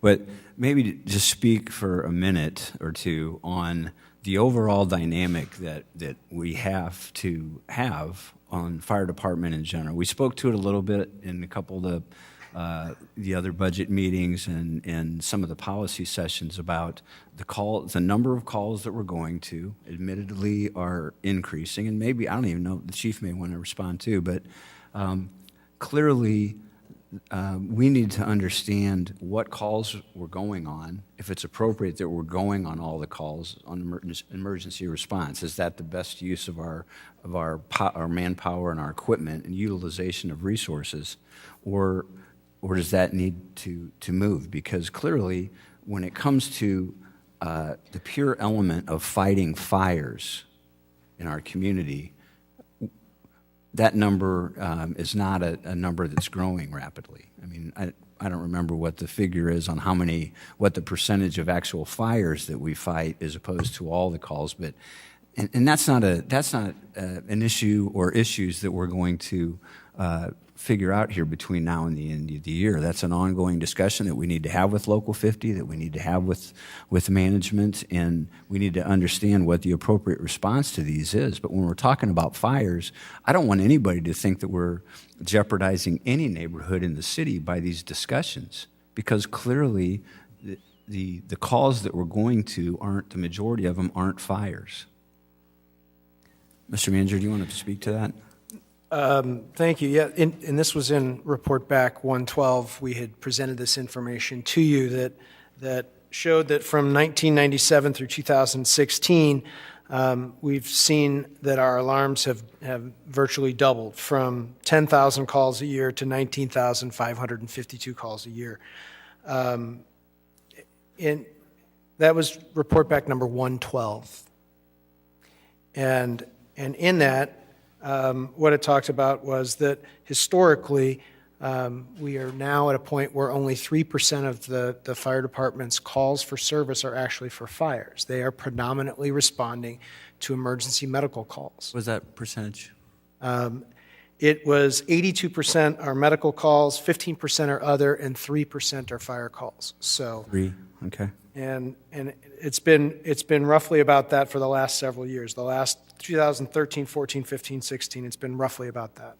So the issue then is what kind of calls and what were the nature of the calls that they're going on. And we started to look at that based upon the emergency medical dispatch cards and how we dispatch coming out of the dispatch center. And of those calls, a significant number of those calls, about 40%, are for pretty severe things that you would want them to go to.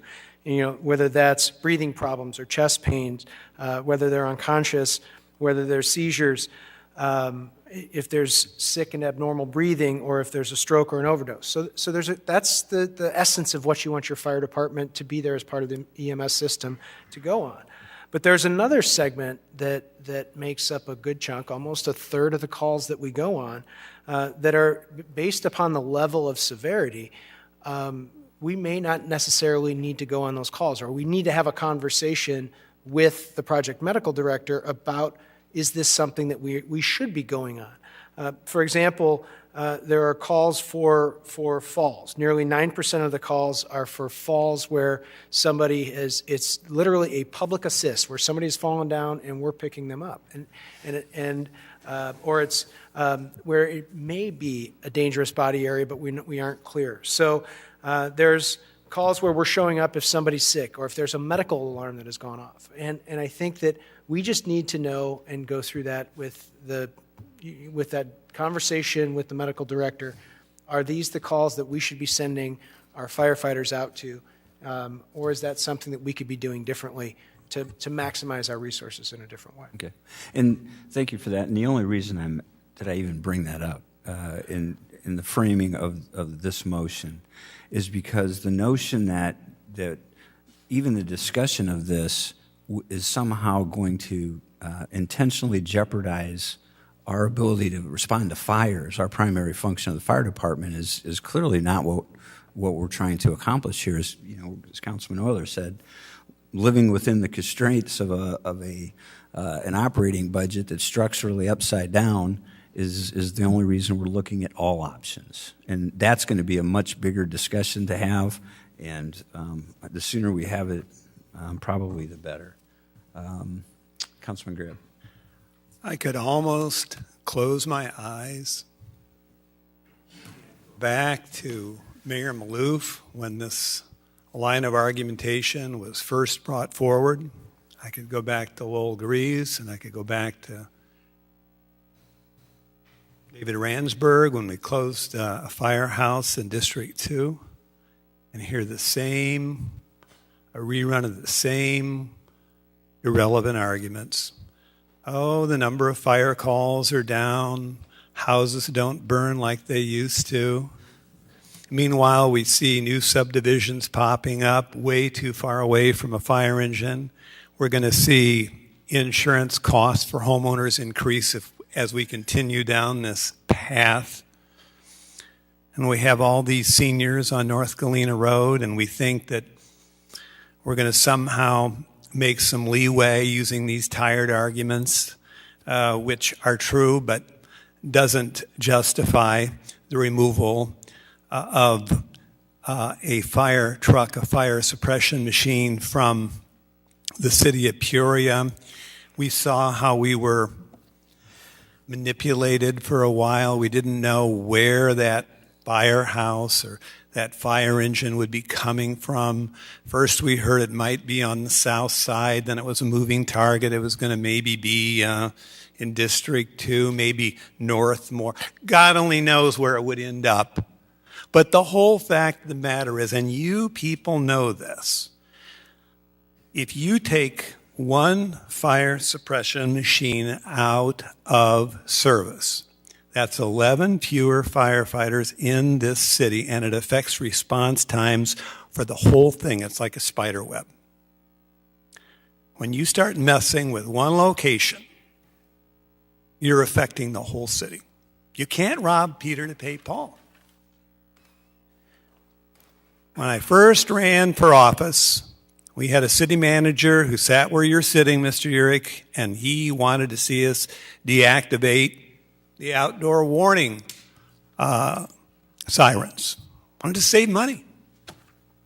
And we began the course of closing firehouses out on Galena Road. It started, Station 17, back in the 90s. And it's continued. And I just feel like I'm in the same movie. Nobody wants to talk about all the additional tasks that we've given the fire department.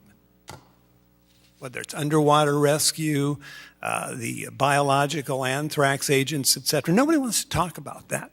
We just want to talk about number of fire calls. We will be talking about the disaster that is going to befall us one of these days when we have a very, very, very high response time somewhere where there's a fire because we don't have another fire suppression engine because we have let it happen. The buck's going to stop with us.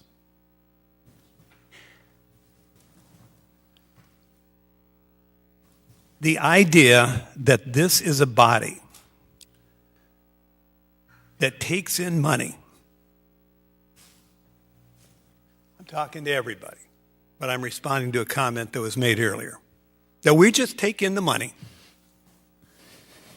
and we give the manager allowance and say, here, you spend it however you want to. The idea that that is our role is wrong. You have it backwards. These resources come from the people. And I, for one, believe that there should be a healthy respect for the role of the council. And if you're not willing to assert that role, and you're going to delegate something that should be non-delegable, which is public safety, to the administration or to any union in this city, you're making a big mistake. I'm not going to speak any more on this. You vote your conscience, because that's what I'm going to do, and I'm not changing my motion. Okay. Seeing no further lights, the motion in the second is to eliminate the discussion on an engine company from consideration on closing the gap. Okay. Please cast your ballots.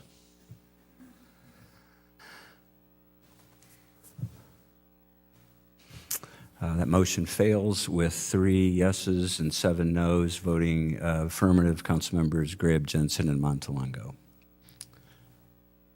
So we're still at this item, and the manager's basically looking for approval to continue to work with the fire chief and his folks in Local 50 to figure out how we can close this gap.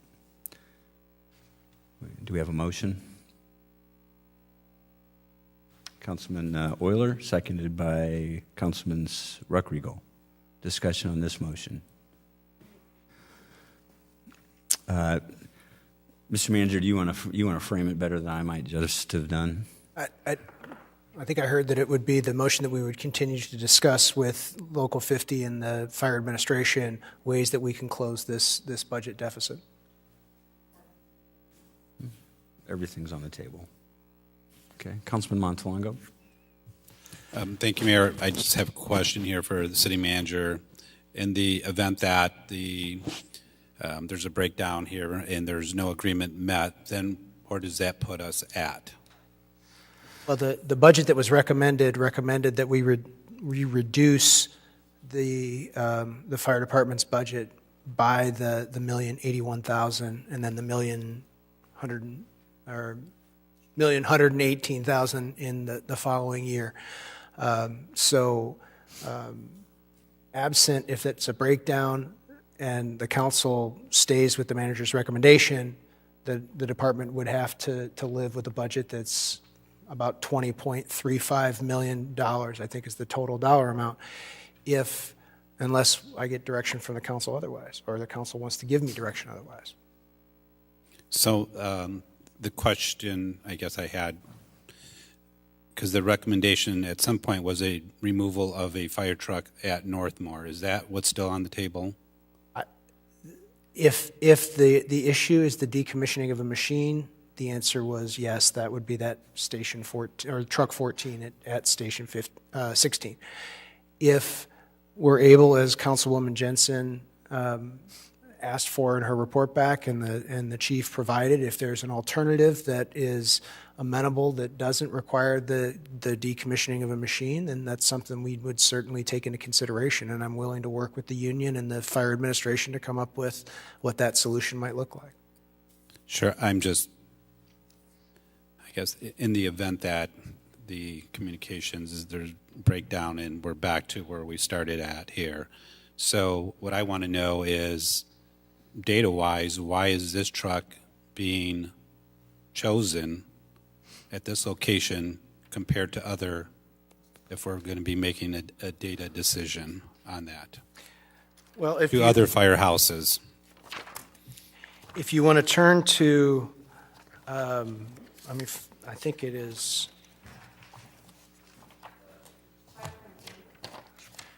I'm looking for the correct report back for you.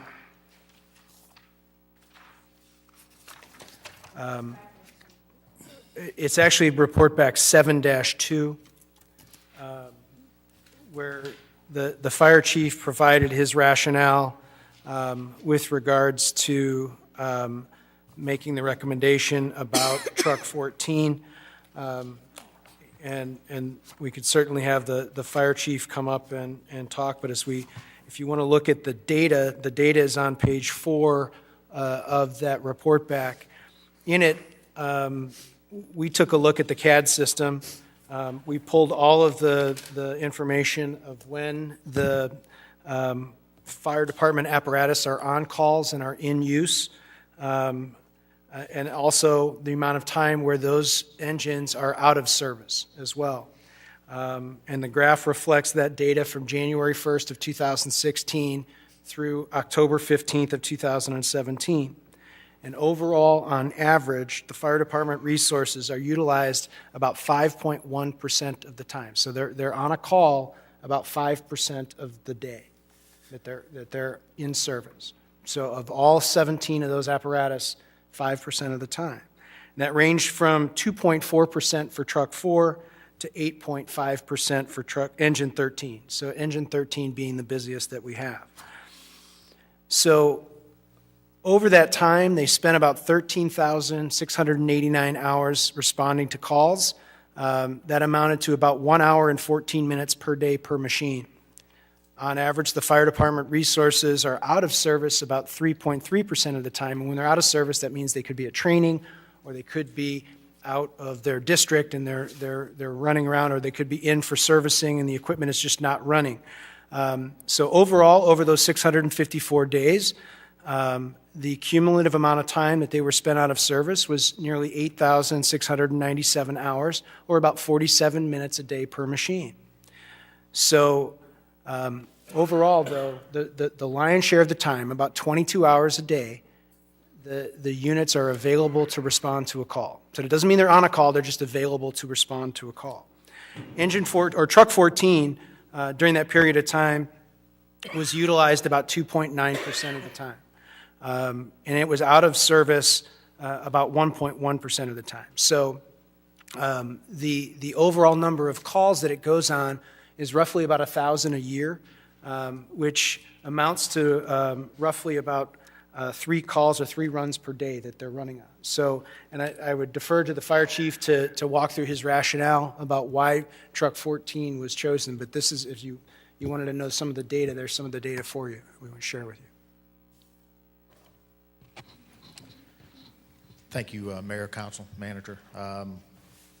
We did do a lot of research, a lot of discussion, as I've talked to the manager several times, I struggle with taking any resources and any personnel out of service.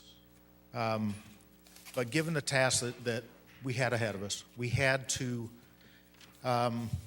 look at the machines. We had to look at what we had in front of us to make this difficult decision. The impetus of the decision that we made is we didn't want to take water out of any territory. By taking water out of any territory, we were taking the ability to attack a fire. Granted, the percentages of fires have gone down over the years, but the numbers are fairly close over the last 20 years probably that we have statistics that we looked at.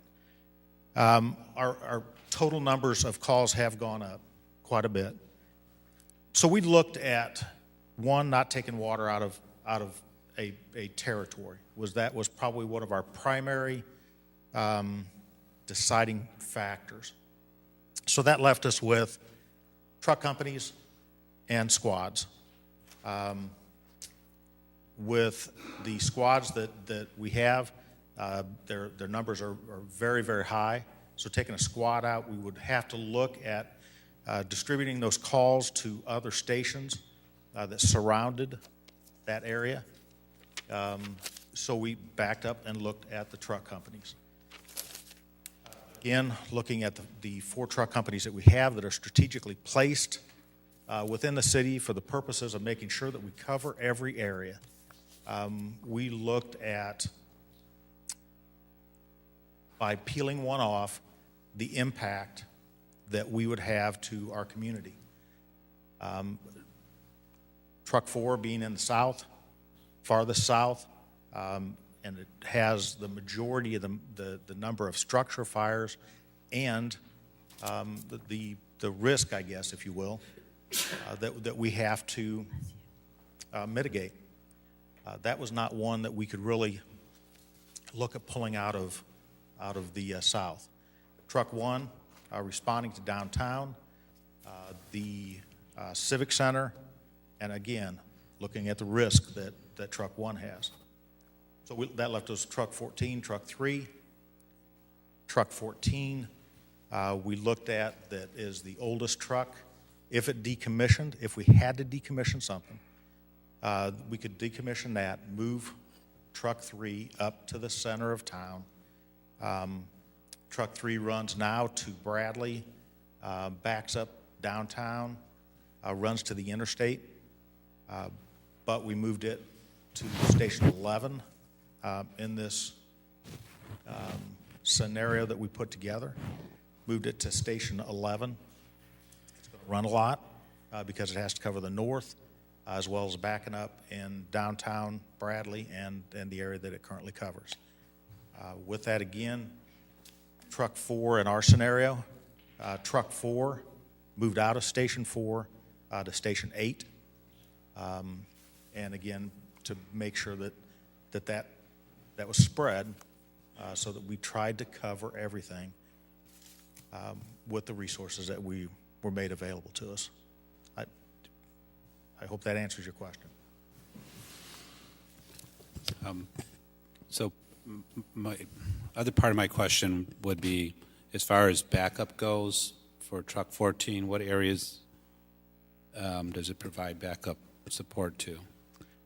Truck 14 will provide backup to the north part of the city, as well as central, and backs up Truck 3, goes to the north on any kind of structure fire. If you don't mind mentioning where those locations are. Would be the Bradley area, Uplands. It's right off the Uplands area is where Truck 3 is. Truck 14 right now is at Northmore, at Station 16, just a little bit down from Bradley, or from Richwoods. Sorry about that. A little bit down from Richwoods. And it, again, backs up that north area of the community, and then backs up Truck 3 as well. Which firehouse is Gale? Gale would be Station 13. And it's does it provide support, backup support there as well? Yes. And and yes, it's located in my district on Northmore, but it covers both 4th and 5th District. Whereabouts the boundaries for the 5th District? It would cover the entire 5th District, and Truck 14 would, because it's farthest north. Okay. What about out to the west? How far out to the west does it go and provide backup support that way? It would go into Station 19's area, which is on Frostwood. Thank you. It's on Frostwood Parkway. We'll go into that area into the west, out toward the mall as well. Okay. I don't have any other questions, Mayor, but thank you. Okay, thank you. Councilman Jensen? Thank you, Mr. Mayor. While the chief's up there, I've got a few questions on this same subject. When you were talking about the areas that Truck 14 located in Station 16 currently covers, it also covers Junction City, doesn't it? Right. And that would be the 3rd district, council district? Okay. Yeah. Do you know what the response times are currently for Truck 14? I don't have them right in front of me, but I can get them for you. Okay. And I'm just wondering if those are, obviously that's going to all be impacted if Truck 14 then is moved. Right. We'll have to redo a lot of maps. All of the response maps that we have for the state, the machines that we're moving, we will have to redo all those maps so that we, again, making sure that we get the coverage that we have to, or that we need to, for our truck companies and for any other machines that we're going to be moving in the process. And I don't know the answer to this question. Is it possible to give us approximate response times if the engine's decommissioned and Truck 14 is moved? Yes. Are those? I don't think those are included, are they, Mr. City Manager, in the report back? I think we did that. Can we get that before the next meeting? Yeah, I think we can. Hang on, I have some more questions.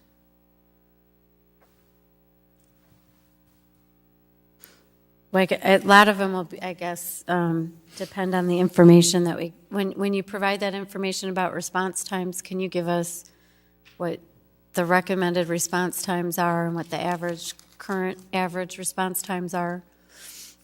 Through the NFPA standard? Yes, Is that what okay. please. Yes.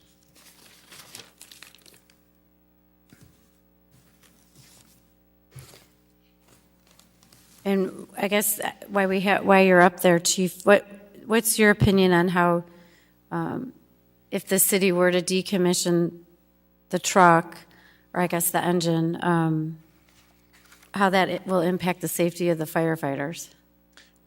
Well, I think I've made that comment earlier as well, is that any time that we decommission a machine, it's going to have a negative impact. It's going to have a negative impact on if we take a truck company out of service, we have to rearrange the truck companies that we have. It will impact response times. If we don't have 11 firefighters, we have to backfill those somehow. That means bringing an engine or squad or truck in from another area to making sure that we have the adequate amount of responders at the scene. And that is, I mean, there will be fatigue. The more we spread those calls out, that adds fatigue, the potential of adding fatigue to our firefighters. But does it also increase the risk of injuries? Sure. And can you just briefly explain for all of us on the council and the public, what are the essential tasks that the truck performs and the firefighters do? Like, what is time sensitive when they're out on a call? Yeah, with the truck company, their initial tasks on a fire call are to take care of the utilities, making sure that there's ventilation to the building, getting the heat and the smoke off of the victims, and the firefighters are making entry.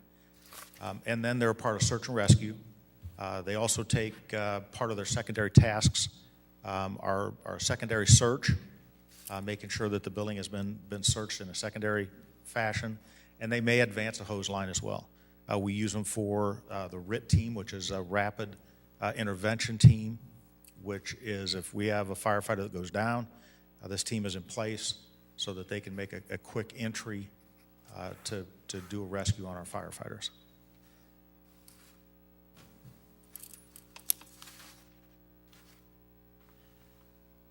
And I don't know if you know this offhand, but how long does it take fire engine or a fire truck to get from Station 11, where this is supposed to be moved to, downtown to OSF? I don't have that. We can get that. I don't have it right offhand. Or I'd like to know, too, how long it would take them because of the change in location to get to places up north, like the OSF Center for Health, to Grand Prairie. I'd like to know all of that information. Okay, we'll see what we can do as far as getting that to the city manager. And then also with, I guess, Methodist School of Nursing that's up there now. And then also the subdivisions that'll be serving off of Charter Oak Road. Okay, thank you. Councilman Moore? Don't go away. Okay. I'm glad that Councilwoman Jensen, I don't know why, asked you to describe what a truck does, because my fifth grader asked, what's the difference between a truck and an engine? And so and most people listening probably don't have any clue what the difference is. But I think you very clearly described what a truck does. So that you didn't say anything about putting out the fire, so I would imagine by default the engine is what pumps the water. The engine is what pumps the water. I will add that because the truck company has the big ladder on top, that's a good indication that's a truck, that it is used for rescue as well. For any kind of high-rise rescue, rescues from roof areas, things like that, where we have to get up in off the normal grade to rescue somebody. So it is used for that as well. Thank you. Now, one of the questions that, or information that was provided by Local 50, or what actually came in our report back as well, report back 5.3, indicated that one of the suggestions was to reduce Rescue 1 and Rescue 2 to 2 firefighter or paramedics per machine. Is that optimal? Is that safe? I mean, is that standard? Is there some normal and customary number of individuals that should be on this equipment? Our squads are used for more for, I mean, they're backup, they're used for rescue, they're used for search and rescue, they're used for a lot of specialty types of evolutions. In 2011, if I recall, 2011, our squads were bumped up from 2 personnel to 3 personnel.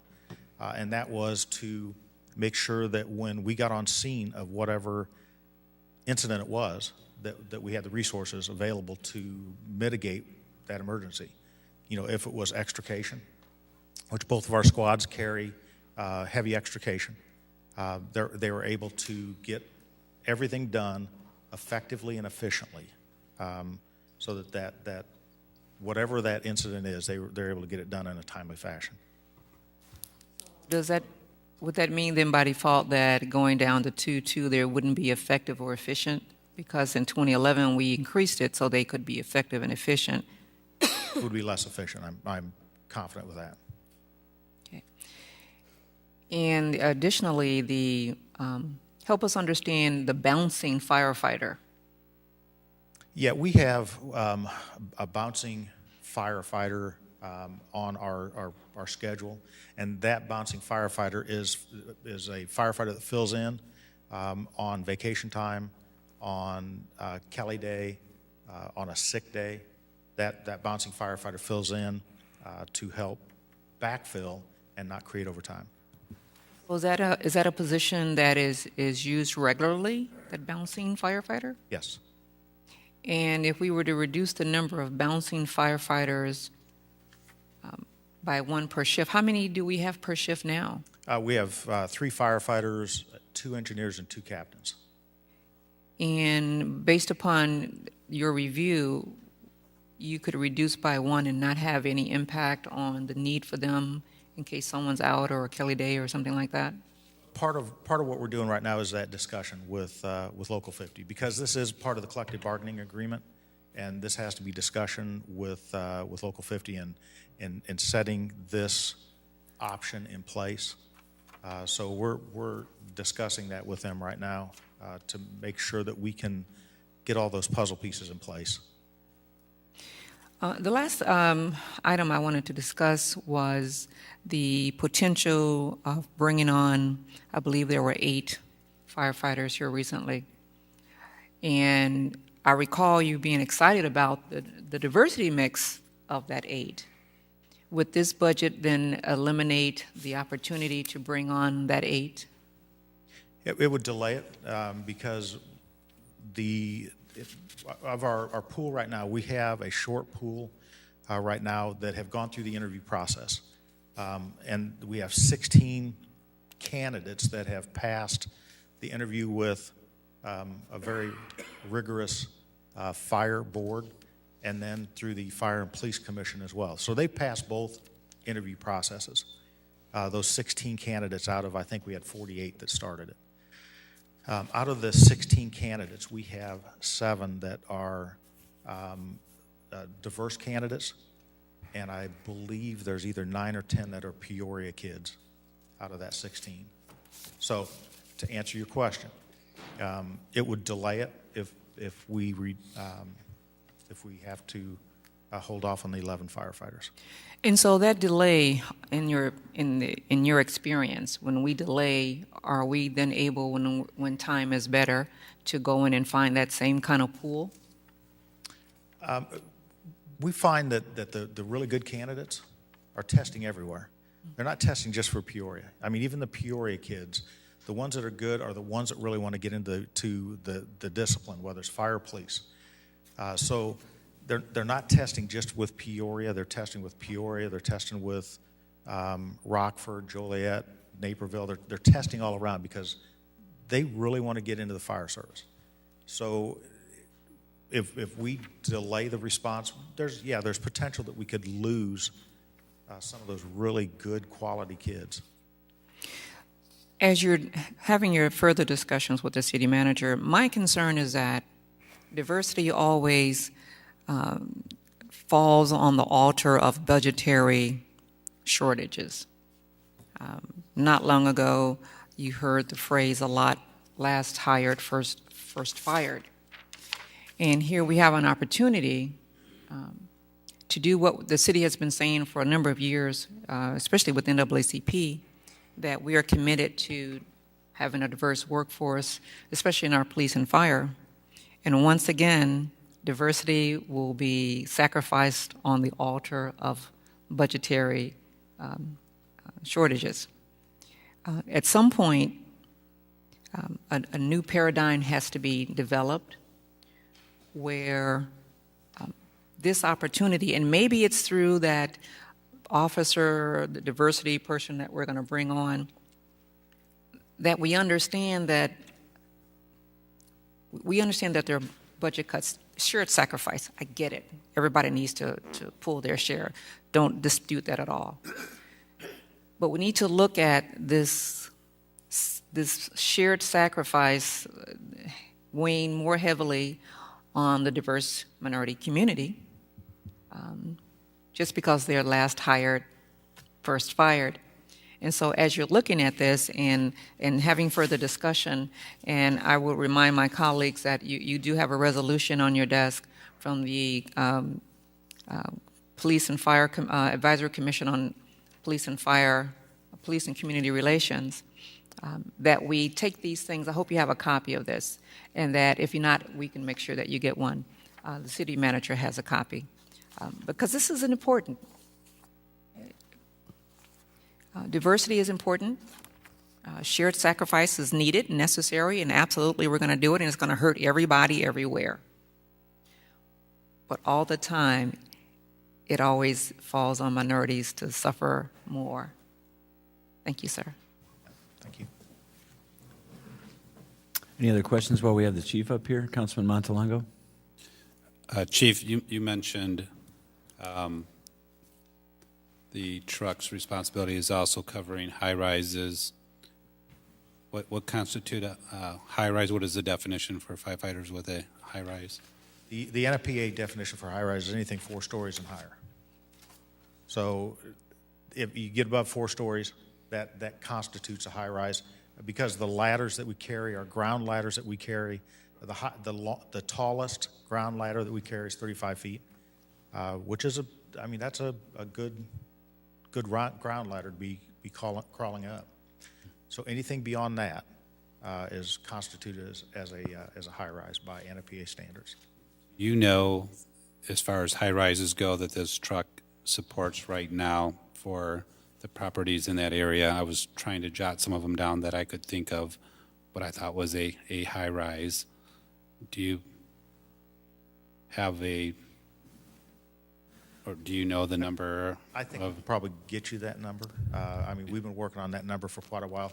Going through the accreditation process has tasked us to do some of this as far as getting those numbers of high rises and risk that the community has. Does this truck then support, would Richwoods be considered a high-rise, Richwoods High School? I don't believe so. It would be a risk when school's in session, but I don't know that it would be considered a high-rise because I don't believe it is taller than that 40. Independence Village, which is right across the street there. Yeah, I'm trying to think in my head. Four more. Does it cover Proctor Hospital? It does cover that area. Yes. What about to the north on Allen Road, Methodist? Yes. Covers that one. What about OSF on 91? Yes. Covers that one as well. The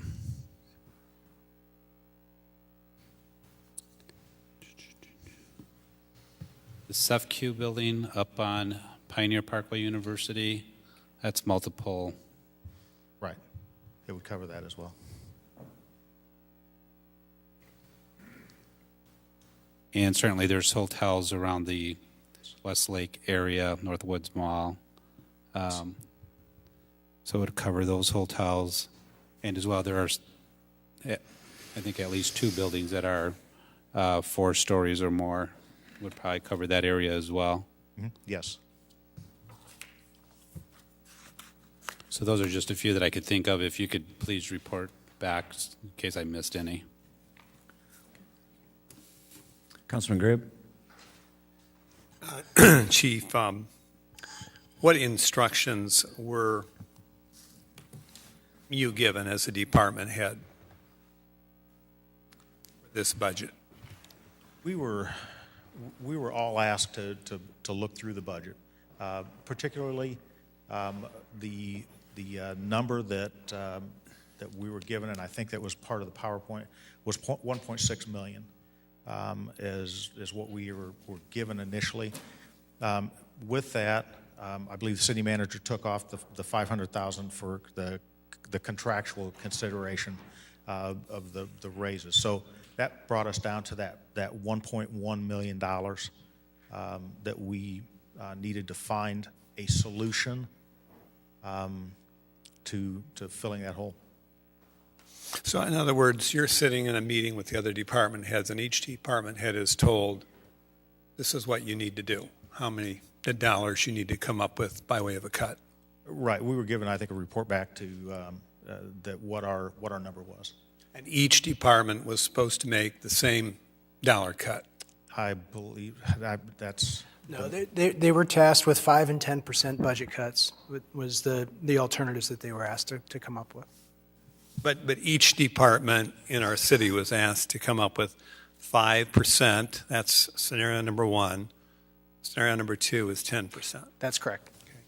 Is there a Department of Administration, the people who work as part of the city administration, that you recommended any cuts for? In the general fund, as we put the general fund budget together, all the administrative departments were reduced by 10% or more.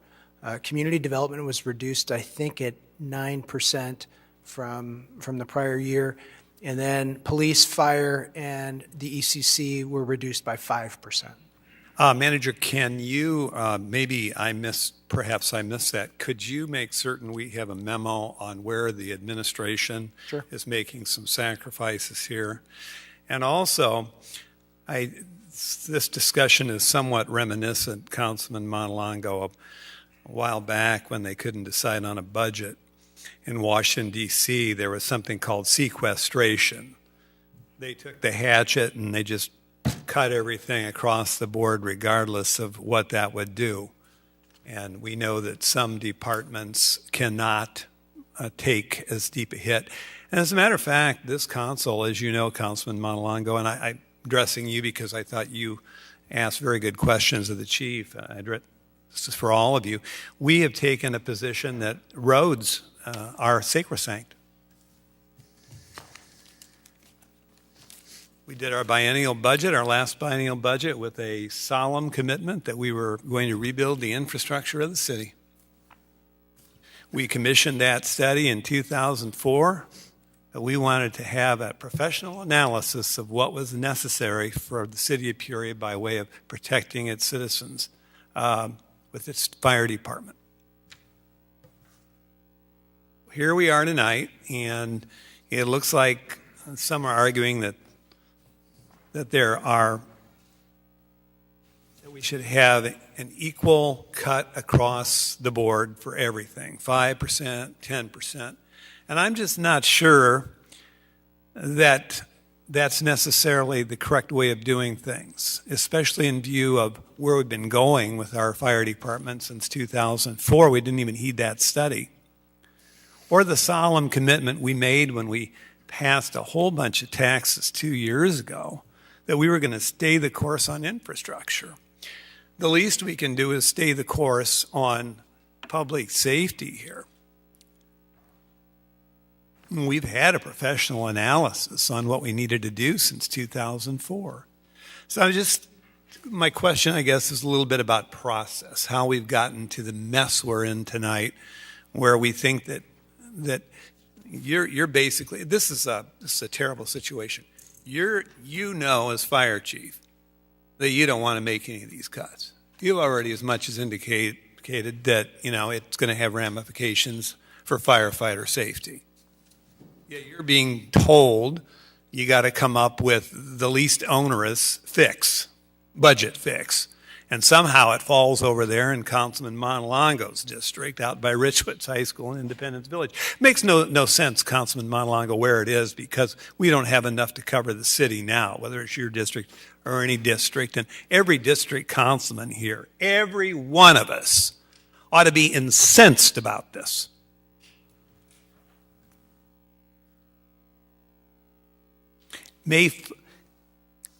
Councilman Montalongo's constituents are our constituents. And it may appear to fall more on District 4 and 5, but it's going to affect the whole city. And that emergency will come, and we'll be asked how we voted. So, just a few final thoughts. Manager, I would like that in writing where you're cutting the administration apparatus, the people who aren't in bargaining units, maybe a refresh for all of us here. I have no other lights. Any last calls for the chief here? Okay. The motion on the floor is to Councilman Euler, seconded by Councilman Ruckriegel, to continue the discussion on closing that gap between the city manager and the chief in Local 50.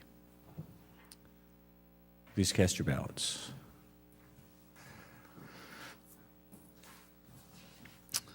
That motion passes with 9 ayes, 1 nay. Councilmember Montalongo. Mr. Manager. Thank you, Mr. Mayor. We have 2 pending capital items and then 1 item that we deferred discussion for until this evening. On the revenue side, the pending capital items, one is a cleanup. We actually have a capital lease in the capital budget for AED defibrillators of $88,000. We're in the final year of that capital lease, and we need to include that in the budget. So I would ask your consideration of a vote to restore that back into the capital budget at $88,000. The second capital item was discussed at our last meeting, which would be a remodel of the Fire Station 4 bathroom, and that's a $40,000 expense, the estimate that was included in a budget report back. So those are the 2 pending capital items that we would ask for your reconsideration this evening, or consideration this evening. Okay. I suppose we should do those in separate motions. We have a motion first on putting the defibrillators back. We have a contractual obligation on that. Councilman Ruckriegel, seconded by Councilman Sear. Is there any further discussion on this item? Seeing none, please cast your ballots. That motion passes with 9 ayes and no nays. And thank you. On the Fire Station 4 bathrooms. Councilman Moore? In looking at the report back, 7.3, you will find that this item is an eligible item within the TIF fund balance, which means it wouldn't come out of, I call our regular budget, rather it would come out of TIF funds. And so with that understanding that we're not decreasing our capital funds, that it would be coming out of TIF, I would like to move for approval. Okay. Motion seconded by Councilmember Turner. Discussion on this item, Councilman Grabe. Chief, if I could ask you to answer a few more questions. I do support this motion, Councilor Moore, but I want to dig a little bit deep. And the board of directors heard that there was mold growing in this firehouse in District 1. Has that been corroborated? I believe in the past there has been mold in the firehouse, but it was mitigated. I hope so. In past years. I think that the bathroom fix is going to be a long-awaited welcome. So we don't have an ongoing issue that would affect the health of our firefighters there. You know what, I would, I guess, defer to Director Reese. If that has been looked at in the... Councilman Moore? I'm sorry, I should have gone into more detail. I'm sorry, council member, you weren't here last time when we went into more details on it. The crux of this is that we have a shower facility there that our firefighters do not use because it is so bad. And when they come back from fighting fires, I think they should have a decent place to take a shower and shower that stuff off of them. And especially in light of when we last met, it was on the front page of our paper, the You type bet. of, Right. you saw that article. You bet. And so, and then on the bathroom on the first floor, I went over there, and it's if you read this report back, it is not only just a bathroom, but it's a storage closet. It holds the radio equipment, and it's not someplace anybody would want to go in and utilize. Well, my point is just this. There's something wrong with the administration of the fire department. If we have conditions like this, manager, that have been allowed to go on. And anybody here who's on this board of directors who thinks that's okay and we're just going to go ahead and vote to remodel it and not go back to what this was like,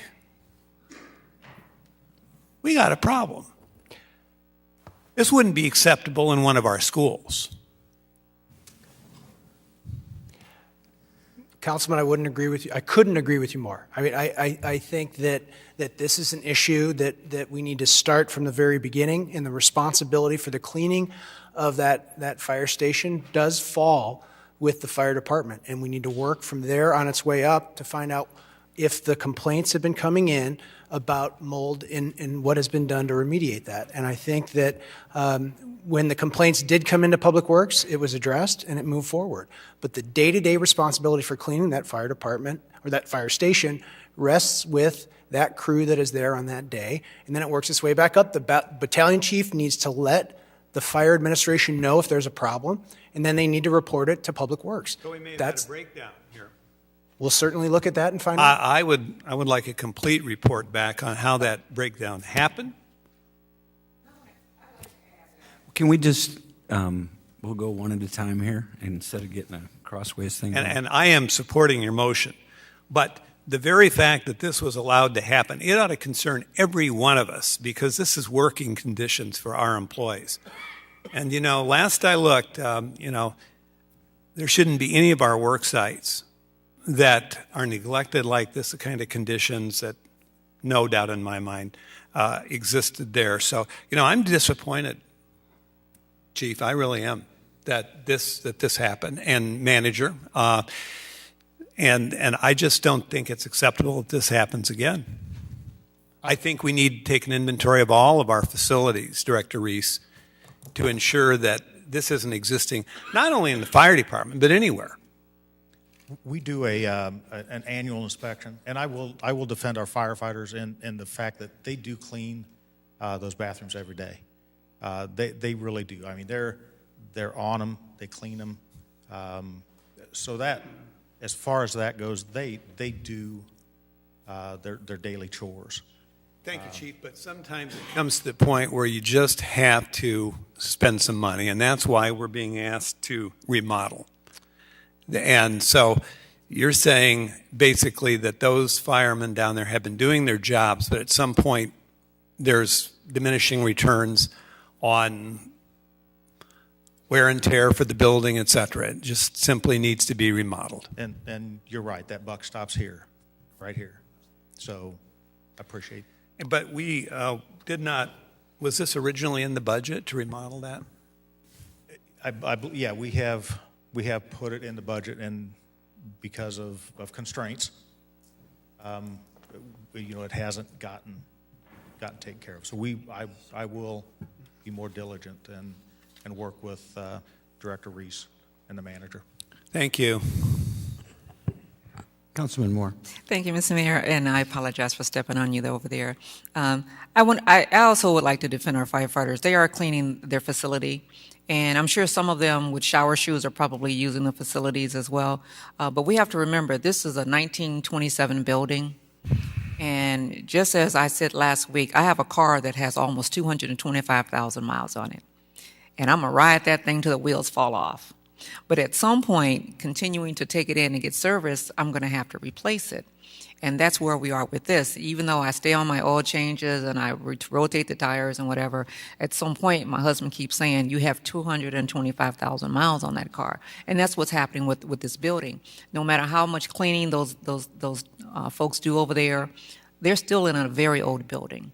And that's why I'd asked the last time, and I see the information here on the report back, that we consider replacing that firehouse, because the amount that came back for replacing each little thing in that current building was like 8 times more than it would cost just to build another facility. We're not talking about that tonight, but I didn't want anyone to leave here thinking that we have these slobs of firefighters over there, because they're not. They do what they need to do, but at some point, you just can't do any more. Thank you. Councilman Euler. Thank you, Mr. Chairman. I have toured this restroom, and I say restroom with a high level of concern. I think that it's a pretty sorry place for our employees to be spending time, especially 24-hour employees. I am supporting this because I do not want any of our employees using facilities like this. However, I would also support Councilwoman Moore's comments that this building has surpassed its useful life, and money being put into it is money that's being thrown away, in my opinion. We need to be looking at a capital plan to address this facility, because it has a lengthy list of problems, and it is not, in my opinion, a salvageable structure. We are just investing more money in a building that at some point is going to have to be taken down. Thank you. Thank you. Madam Clerk, I apologize. I'm not showing, or I didn't record a motion in a second. Do we have a motion in a second on this? I think so. Just a moment. Yes, Councilmember Moore and Councilmember Turner was the second. Much. We have a motion and a second. If there's no further discussion, please cast your ballots. That motion passes unanimously. Thank you. Mr. Manager? Thank you. The last item is a revenue discussion that we just held off in deference to Councilman Graham, which was a request to discuss a disposable bag fee similar to what Boulder, Colorado has put in place. We looked at what other communities were putting in a bag fee. Evanston has banned any retail store that is larger than 10,000 square feet from providing its customers with disposable bags, both paper or plastic. In 2014, Chicago attempted a similar ban, and then they repealed it and enacted a new 7-cent bag fee that started in February of 2017. They rebate the retailer 2 cents. The city receives the other 5 cents. Oak Park, Illinois recently did something very similar where disposable bags were, they imposed a fee of 10 cents per bag with the village keeping 5 cents. Boulder has a program in which they keep 6 cents of the tax and then distribute it back out. Their population is about 108,000, so it may serve as a pretty good comparable to what the city of Peoria might look at. In the first 2 years of their program, they averaged about $270,000 a year.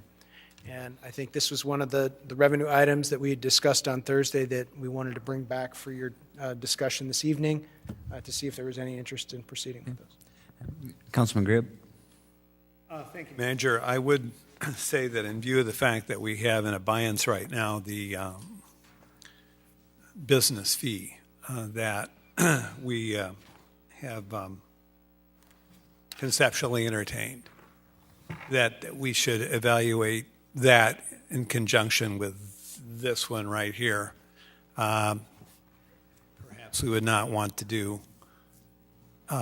maybe either or both. Maybe we want to do just one. So I appreciate the data that's been there. I know that there are some people who are not going to like it. There are people who do like it. And there's a learning curve involved. People figure out they should take their bags to the store with them so they don't have to pay that extra few cents. But before I could support it or not support it, I need to know how this body feels.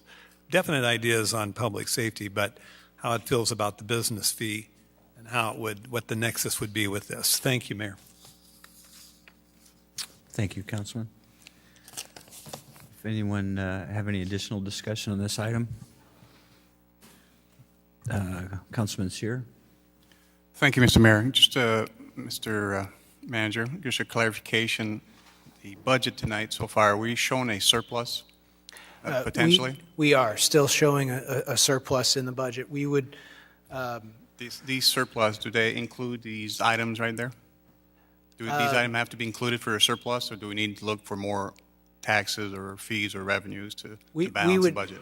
With adding the $400,000 that you have here in expense, coupled with the. I'm just talking about the last item from the garbage bags. I mean, the plastic. No, we still have a surplus at this point in time, even with the changes that we've discussed so far this evening. And if you added that fee, you would be adding additional money to the bottom line. So we do not need new ideas to balance the budget at this point? Not at this point. Thank you, sir. Councilman Moore. And Mr. City Manager, you were going to be having a discussion with the chamber regarding that other... The business registration license. Perhaps at that same time, you can, even if we don't decide to do this, find out what their thinking is on this too. Thank you. Okay. Mr. Manager? That concludes all the items that we had to discuss this evening with you. I think that we would have, the plan was to come back next Tuesday night. We would have the 3 items that were on first reading this evening for action. We had talked about preparing an appropriation ordinance and a levy ordinance for your consideration. Hopefully, I'll be able to have some more direction from Local 50 and the fire administration for you. And that's the intent at this point in time. Thank you. Any other questions for the city manager this evening? Councilman Sear? Just a quick request. Do you have an update for us on the VSI and how many employees have taken it so far, please? So far, we've had 8 that have signed up. And thank you. I actually wanted to mention that this evening. We've had 8 that have signed up, which actually affords us the opportunity by managing that attrition we had several employees that were slated for layoff as part of this budget, and this will allow for 3 of those positions to be retained. So, that's a positive step in the right direction, and we're still anticipating that we're going to be able to over the next 2 years that will show that we're going to be money ahead by doing this. You look at other options like ERI for some of those employees? Well, we are still paying off our last early retirement obligation to IMRF, and until that is paid off, we can't open up another window of the 5 and 5 window that would be there. So, I think we have 6 more years to pay that off. Thank you, sir. Thank you. Okay. No other, Councilman Montalongo? Thank you, Mayor. Just curious if we have resolution yet to the CSO. I know we've had some meetings here, and just this question goes to the city manager. Not yet. We're still working along. I think that we're scheduled for a call with the federal agencies on Friday, where we're going to continue the discussion and the dialogue that took place in Washington, D.C. Okay, thank you. Thank you. Okay. Anything else for the manager? Madam Clerk? We're at public comment regarding the proposed 2018-2019 biennial budget. Okay, this is public comment regarding the 18-19 budget. If we have anyone who would like to address the council on the discussions that we've had so far. Okay. Madam Clerk? We'd be at citizens' opportunity to address the city council. I don't have any cards here, but this is also an opportunity if anyone would just like to address the council in general. Okay, I'm seeing none. Madam Clerk? We do not have an executive session, so we would be at adjournment. Okay, before we adjourn, I would like to make sure that we mention again the appreciation of the council for the staff that are here this evening, that have been here every evening with us during the budget. A lot of information coming back, and we still have a little ways to go, but thank you all very much for your assistance on this. We have a motion to adjourn. Councilman Euler, seconded Councilman Ruckriegel. Seeing no discussion, please cast your ballots. That motion passes unanimously. We'd like to thank our listening audience, and this meeting is adjourned.